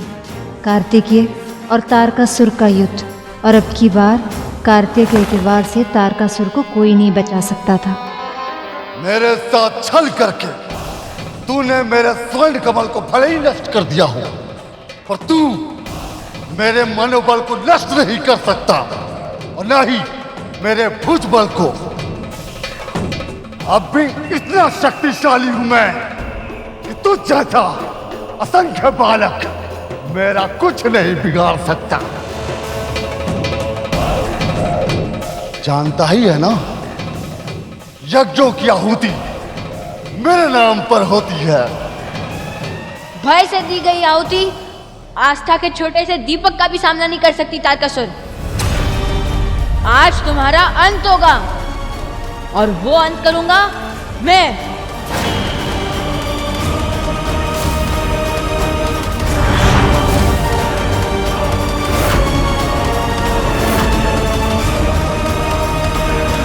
धर्म और अधर्म के युद्ध में सभी दिव्य शक्तियों को धर्म का साथ तो देना ही था, और भगवान भी अपने आप को इस संघर्ष से जुड़ने से रोक नहीं पाए।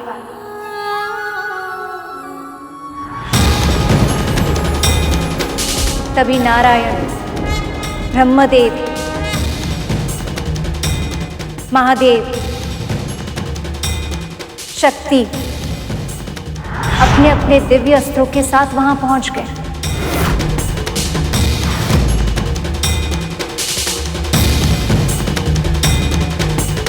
वो बहुत ही अद्भुत दृश्य था। ऐसा लग रहा था कि कार्तिकेय में उन सब की शक्ति प्रवाहित हो रही है।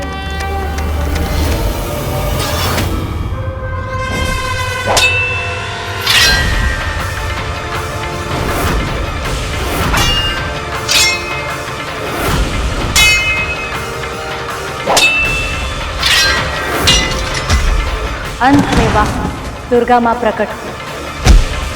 उन सब की असीमित बल से प्रेरित होकर वो गौरी शंकर सुत काल बनकर तारकासुर पर टूट पड़े।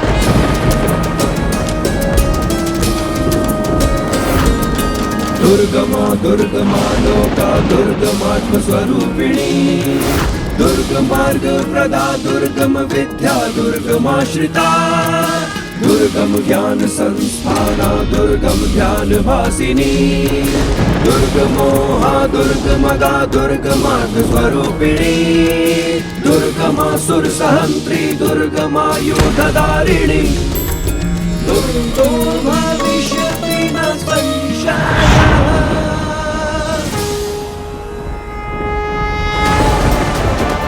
देवराज, क्या हमारा स्वप्न सत्य में सच हुआ? क्या तारकासुर सच में मारा गया?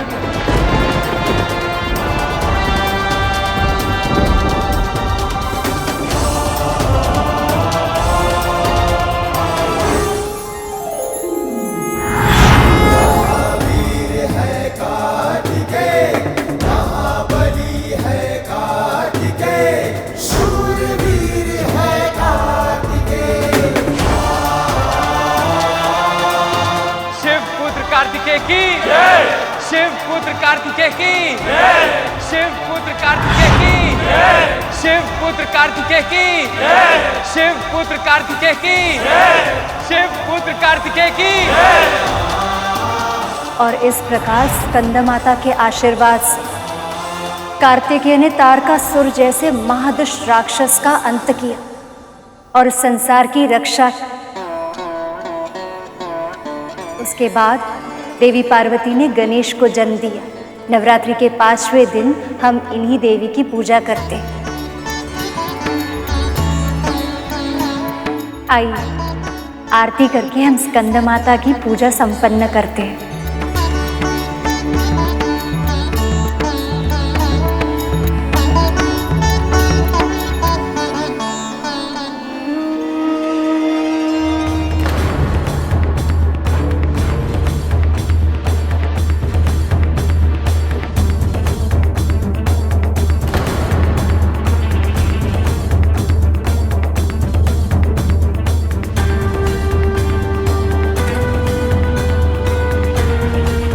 कितने समय तक पूजा करेंगे ये सब?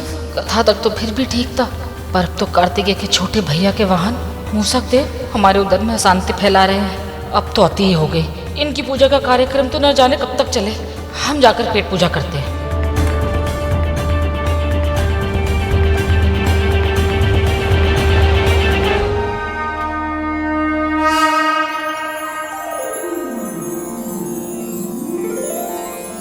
मैं आप सबकी पूजा से बहुत प्रसन्न हूं।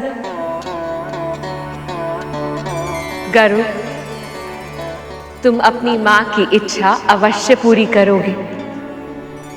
भविष्य में जब भी एक आदर्श पुत्र का नाम लिया जाएगा, तुम्हारा ही उदाहरण दिया जाएगा। आप सबकी मनोकामनाएं भी अवश्य पूरी होंगी। मेरा आशीर्वाद आपके साथ है।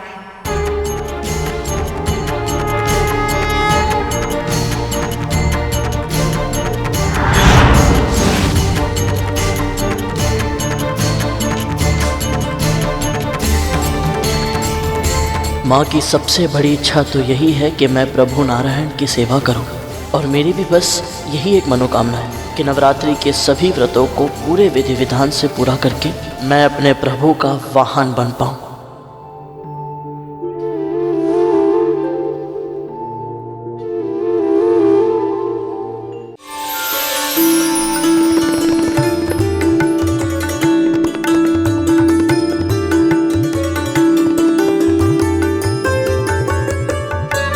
बहन, आपके मुख पर मुस्कुराहट देखकर मुझे तो बहुत प्रसन्नता हो रही है। कल स्कंद माता की कथा सुनकर ऐसा लगा जैसे परिस्थिति कितनी भी विपरीत क्यों ना हो, एक माता और उसके पुत्र के बीच विशेष संबंध सूत्र कभी नहीं टूटता। न जाने क्यों हमें ऐसा विश्वास होने लगा है बहन कि हमें हमारा पुत्र अवश्य मिलेगा। आपके मन में इस व्रत के प्रभाव से आस्था जगी, बहुत अच्छी बात है। अब आप बिल्कुल भी चिंता मत कीजिए, बस पूरी भक्ति से प्रार्थना कीजिए। माँ आपकी प्रार्थना को अनसुना नहीं करेंगे।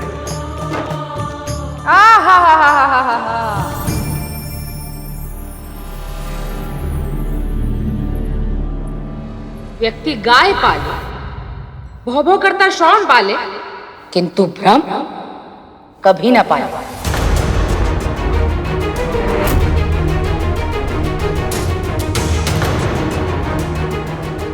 2-4 दिन व्रत क्या रखेंगे? आप खुद को बहुत बड़ी तपस्विनी समझने लगे हैं। ये मत भूलिए कि एक साधारण स्त्री है आप। अपने पुत्र को तो संभाल नहीं पाए और चली है विश्वास करने कि माता रानी सारे जगत को छोड़कर अपनी कृपा केवल आप पर बरसाएंगे। अब भाई ये तो अति ही हो गई। दीदी अब बस भी कीजिए ना, आप इतना कड़वा काहे बोल रही हैं आप? हम तो केवल सच बोल रहे हैं। ये जो आपके अतिथि है ना छोटे, ये तीनों माता रानी की कथा सुनने सुनाने के बहाने भाभी को उल्टी सीधी पट्टी पढ़ा रहे हैं। बहुत अच्छे से जानते हैं हम ऐसे लोगों को। हाँ नहीं तो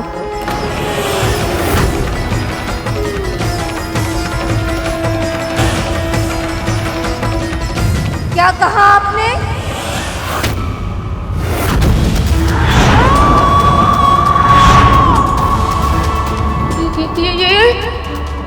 ये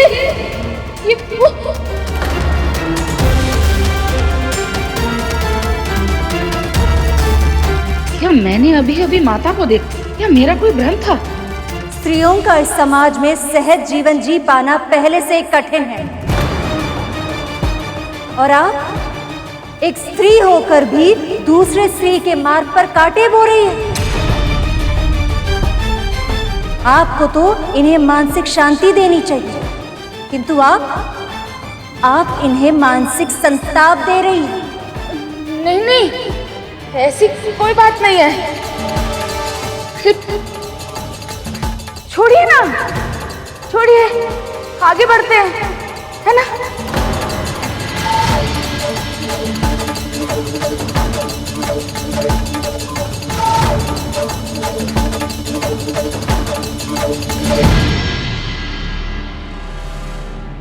आप बुआ जी की बातों से प्रभावित मत होइएगा। माँ भगवती आपकी प्रार्थना अवश्य पूरी करेंगी।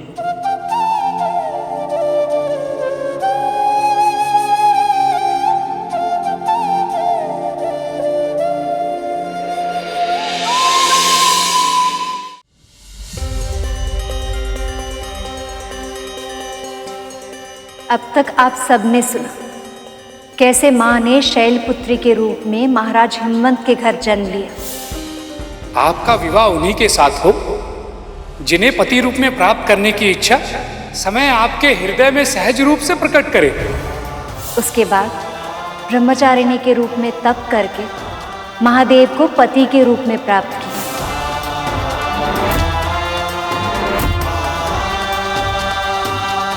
फिर चंद्रघंटा के रूप में घंटानाद करके उन्होंने बुरी शक्तियों का नाश किया।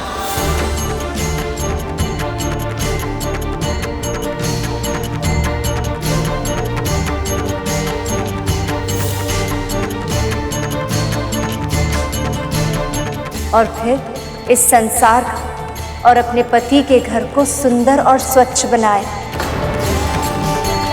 कुष्मांडा के रूप में उन्होंने सिद्ध किया कि वो इस संसार की प्राण शक्ति है।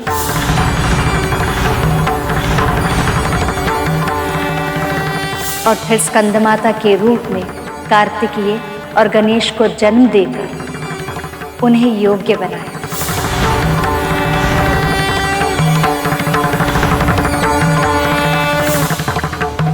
माँ के अब तक के सारे अवतारों में हर स्त्री की तरह उनकी प्राथमिकता थी उनके पति, घर और उनकी संतानें।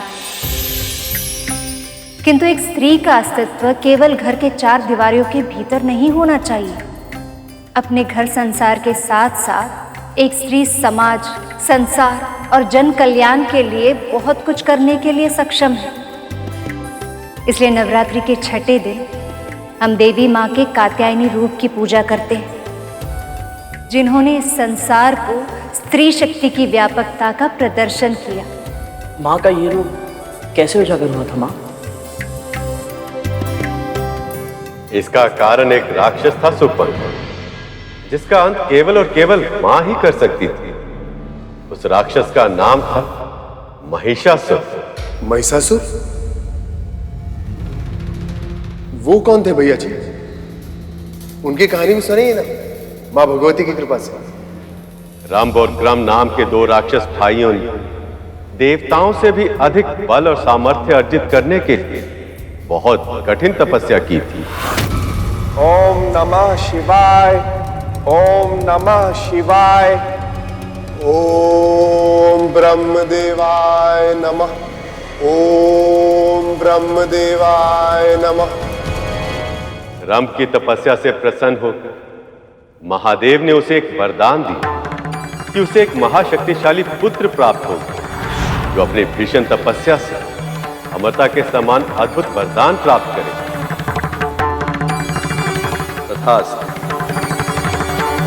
ये सुनकर रंभ तो प्रसन्न हो गए, किंतु देवराज इंद्र और अन्य सभी देवता चिंता में डूब गए।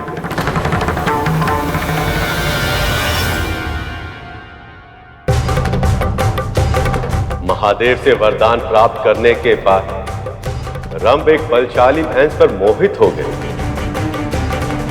और उस महिषी के साथ संगम से उसे एक बलिष्ठ पुत्र प्राप्त हुआ, जिसका नाम रखा गया महिषासुर।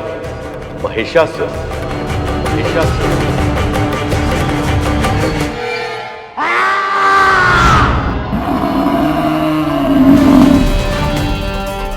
जन्म के बाद से ही महिषासुर हिंसा करने लगा था। उसका भय मात्र पशु पक्षी और मनुष्य में ही नहीं, बल्कि देवताओं में भी, क्योंकि उसमें अमृत के समान वरदान प्राप्त करने की क्षमता थी, और यदि वो अमर हो जाए तो संसार का विनाश निश्चित है।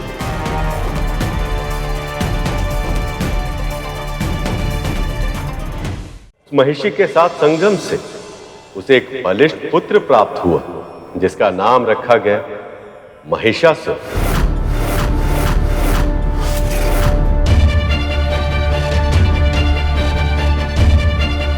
जन्म के बाद ही महिषासुर हिंसा करने लगा था। बिना किसी कारण के अपने निकट के जीव जंतुओं को सताने लगा। उसका यह स्वभाव देखकर देवता भी भयभीत हो गए। उन्हें लगा कहीं क्रम ने भी वरदान में महिषासुर जैसा पुत्र मांग लिया तो संसार में अस्थिरता आ सकती है।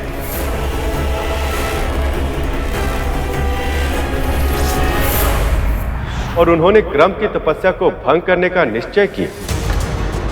देवराज इंद्र मगरमच्छ का रूप धारण करके सरोवर में उतर गए, जहां क्रम अपनी तपस्या में लीन थी। उस मगरमच्छ के प्रभाव से क्रम की तपस्या भंग हो गई और फिर उन दोनों में युद्ध हुआ, जिस युद्ध में देवराज इंद्र ने क्रम का वध कर दिया। किंतु उसी समय रंभ अपनी पत्नी और पुत्र के साथ वहां पहुंचा और फिर क्रम, मेरे भाई ये क्या हो गया? इतनी शीघ्र तुम मुझे छोड़कर चले गए मेरे भाई। अभी तो हमें इस सृष्टि पर मिलकर राज करना था मेरे भाई। अब जब तुम ही नहीं रहे तो इस सृष्टि का क्या लाभ?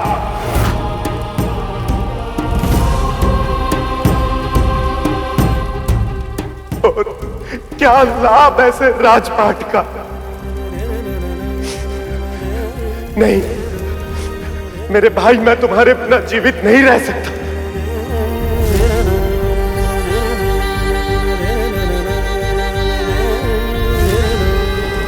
आ रहा हूं मैं। क्रम के बिना मेरा जीवन व्यर्थ है। पुत्र, अपने पिता और अपने काका की मृत्यु का प्रतिशोध अवश्य लेना और स्मरण रहे कि इन दुष्टों ने असमय हमें मृत्यु के मुख में जाने के लिए विवश कर दिया। मैं जानती हूँ आप अपने भाई से कितना प्रेम करते थे, किंतु यदि आप हमें छोड़कर चले जाएंगे तो हमारा क्या होगा स्वामी?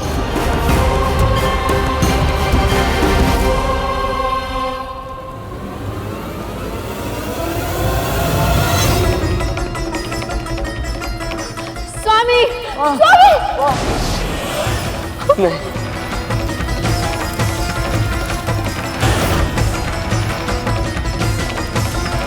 अबला नारी हूं मैं। अपने स्वामी के बिना इस संसार में जीवित रहने की कल्पना भी नहीं कर सकती मैं भी इस देह का त्याग करूंगी। नहीं माँ, पर तुझे हम सब की मृत्यु का प्रतिशोध लेना होगा। देवताओं के राजा इंद्र से उसका सिंहासन छीनकर तुझे त्रिलोक का स्वामी बनना होगा।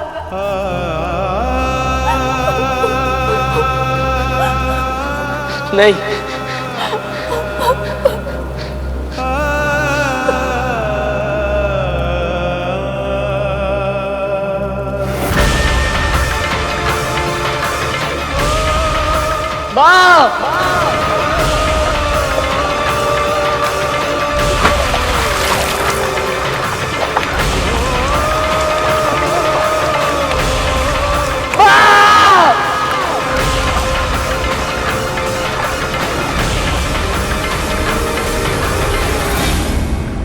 इन देवताओं के छल और धृष्टता के कारण असुरों ने ऐसे ही प्राण गंवाए हैं, किंतु मैं अब असुरों के साथ और अहित नहीं होने दूंगा।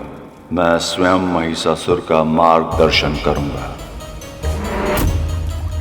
पिताजी! अपनी आंखों के सामने उस बालक ने अपने काका, पिता और मां को साथ छोड़कर यमलोक जाते हुए देखा। उसी समय उसके भीतर कुछ टूट गया और उसकी आंखों में प्रतिशोध की ज्वाला धधकने लगी।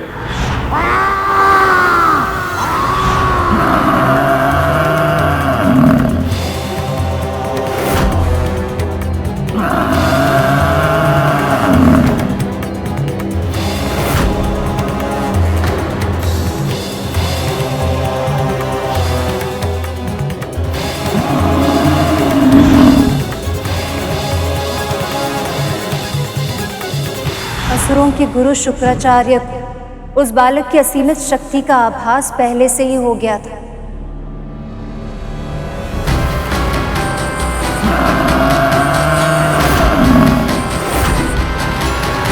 समय के साथ उनका विश्वास और भी दृढ़ हो गया कि महिषासुर देवराज इंद्र और अन्य सभी देवताओं को पराजित करके स्वर्ग पर अपना आधिपत्य स्थापित कर पाएगा।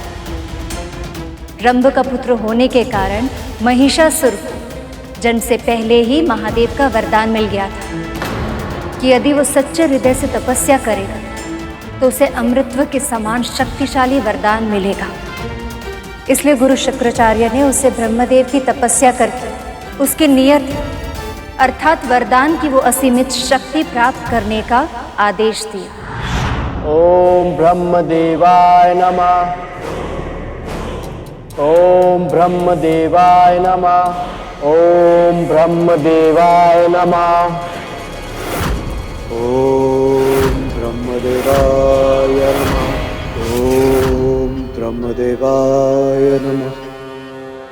ओम ब्रह्मदेवाय नमः। ओम ब्रह्मदेवाय नमः।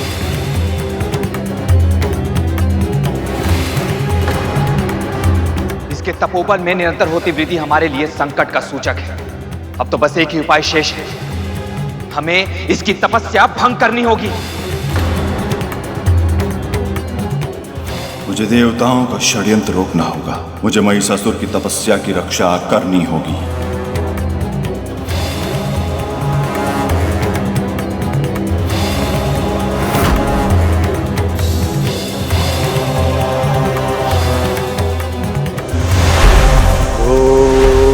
ब्रह्मदेवाय नमः। ओम ब्रह्मदेवाय नमः।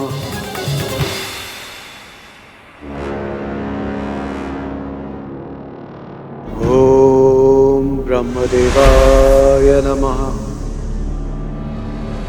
वरुण देव,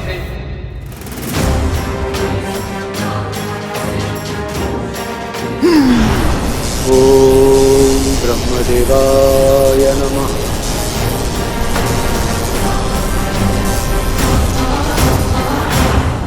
ओम ब्रह्मदेवाय नमः। अग्निदेव,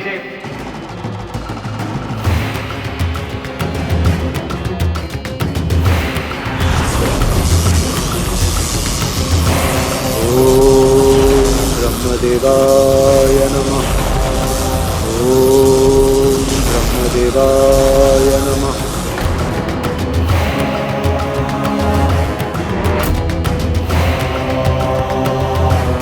वायुदेव, कुछ भी कीजिए पर मुझे परिणाम चाहिए।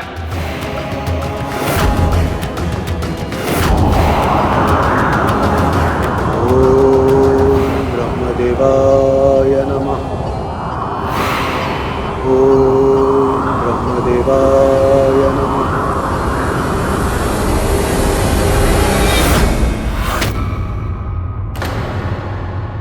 तुम देवताओं की शक्ति इतनी भी अधिक नहीं कि मेरे सुरक्षा कवच को भेद पाओ। इसकी तपस्या अवश्य पूर्ण होगी। महिषासुर अपने लक्ष्य को अवश्य प्राप्त करेगा। ओम ब्रह्मदेवाय नमः। एक और असुरों के गुरु शुक्राचार्य महिषासुर को अमृतत्व की ओर ले जा रहे थे, तो दूसरी ओर देवी पार्वती को आने वाले संकट का अनुभव होने लगा। अभी उन्होंने सक्रिय रूप से इसका अनुभव नहीं किया था, किंतु धीरे धीरे उनका मन कैलाश से भटकने लगा था, क्योंकि उन्हें चिंता थी अपने रचाई हुई संसार की और उसमें रहने वाले संतानों की।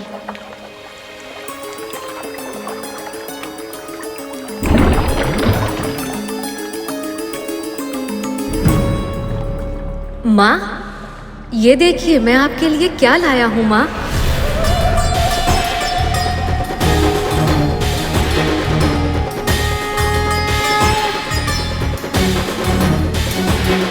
अरे ये क्या हो रहा है? और माँ इतनी विचलित क्यों प्रतीत हो रही हैं?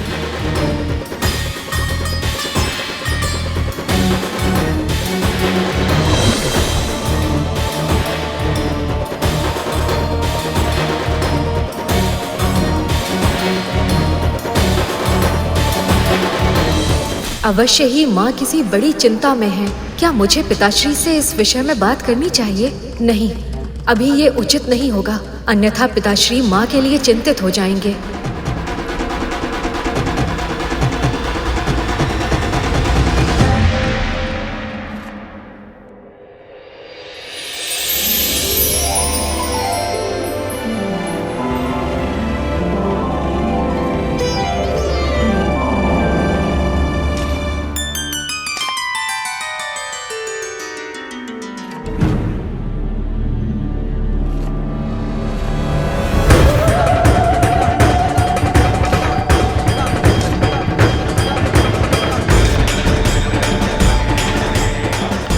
नंदी जी, माँ के हाथ में तो चाकू है, लेकिन इनकी परछाई में ये इतनी बड़ी तलवार कैसे दिखाई दे रही है?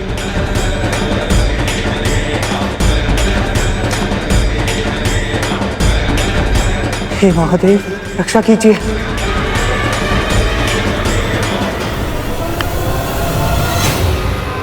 क्या हुआ? गणेश जी, माँ की छाया।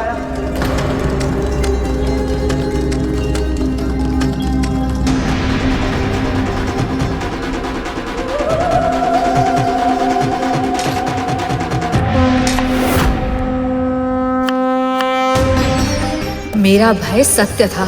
माँ अवश्य ही किसी चिंता में है, किंतु प्रतीत होता है उन्हें स्वयं उनकी इस अवस्था का आभास नहीं।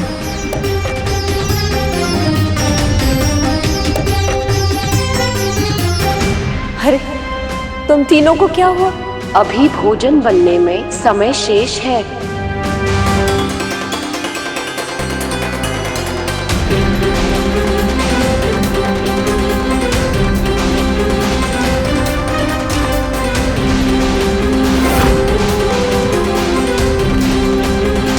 माँ के प्रतिबिंब में जिन विचित्र भावों की झलक दिख रही है, वो अवश्य ही भविष्य की किसी घटना का संकेत है। पर किस घटना का और क्या कारण हो सकता है इसका?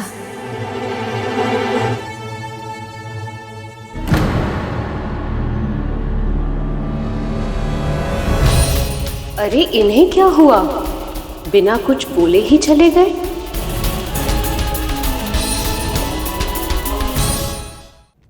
महादेव, महादेव, सहायता महादेव। महादेव, महादेव, हम सब प्रयास के बाद भी महिषासुर की तपस्या भंग नहीं कर पाए। यदि उसकी तपस्या पूरी हो गई और उसे अमृत का वरदान मिल गया तो संसार को नष्ट होने में अधिक समय नहीं लगेगा प्रभु। जो संसार मेरी संतानों की क्रीड़ा भूमि है, उसे नष्ट नहीं होने दूंगी मैं।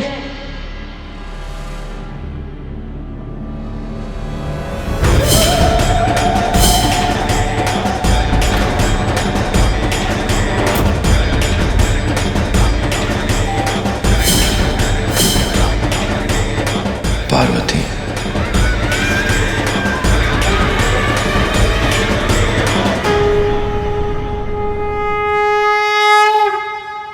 शांत हो जाइए आप सब।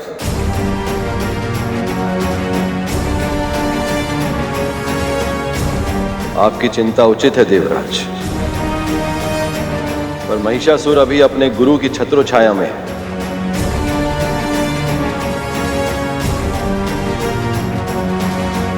और गुरु का मान हमें रखना ही होगा। पर संकट सामने है, ये जानते हुए भी शांत रहना और उसकी प्रतीक्षा करना, ये उचित नहीं है महादेव।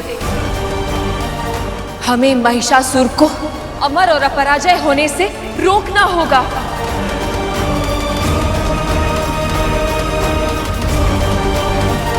जिसने जन्म लिया है उसे कभी ना कभी किसी ना किसी रूप में मृत्यु अवश्य घेर लेती है देवी।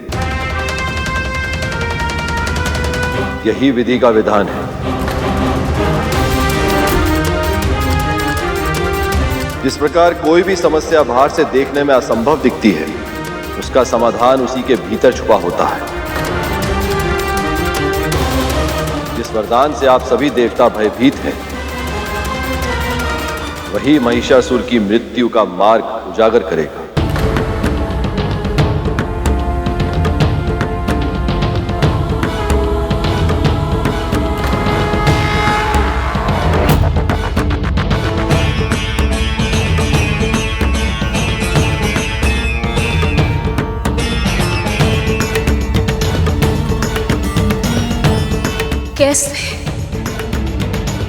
कैसे महादेव?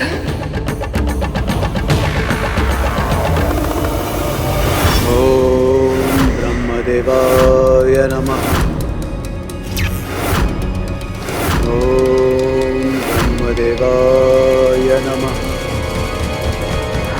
महादेव तो अपनी बात कहकर अपनी समाधि में लीन हो गए, किंतु देवी पार्वती, वो कैलाश में रहते हुए भी उन्हें संसार के अन्य सभी की चिंता सताने लगी। महादेव के पास होकर भी देवी पार्वती के मन में शांति नहीं थी। और फिर एक दिन नित्य समय की तरह अपनी माता पिता की पूजा करते समय गणेश ने देखा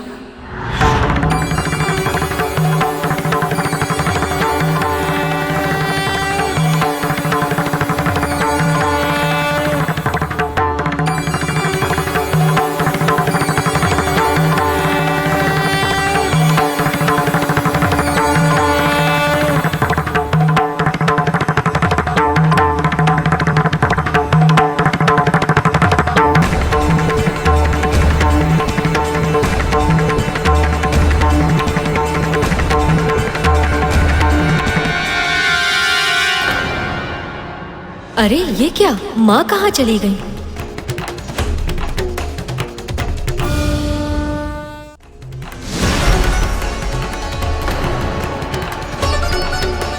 पिताश्री को माँ के बिना देखकर मुझे अचानक से ऐसा विचित्र अनुभव क्यों हुआ? क्या ये कोई अशुभ का संकेत है?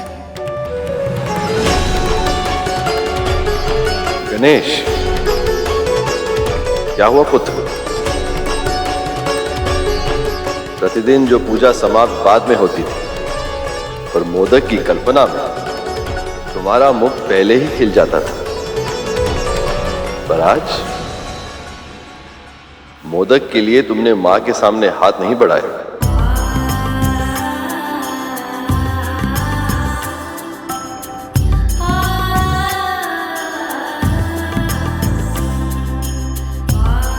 माँ, आप मुझे छोड़कर कभी नहीं जाएंगी ना?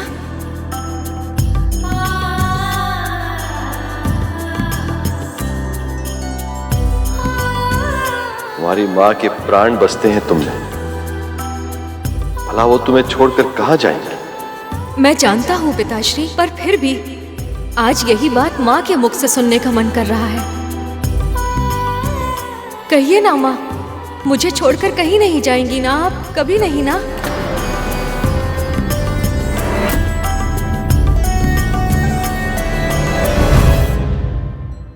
ये तू क्या कह रहा है गणेश? क्या हुआ देवी, आप इतनी असहज क्यों हैं?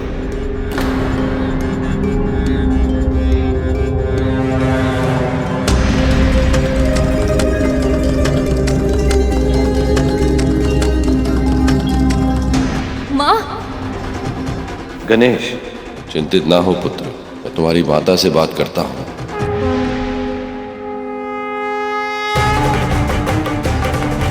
और यदि ऐसा नहीं हुआ तो मेरा भय सत्य हो जाएगा और माँ कैलाश और हमें छोड़कर चली जाएंगी।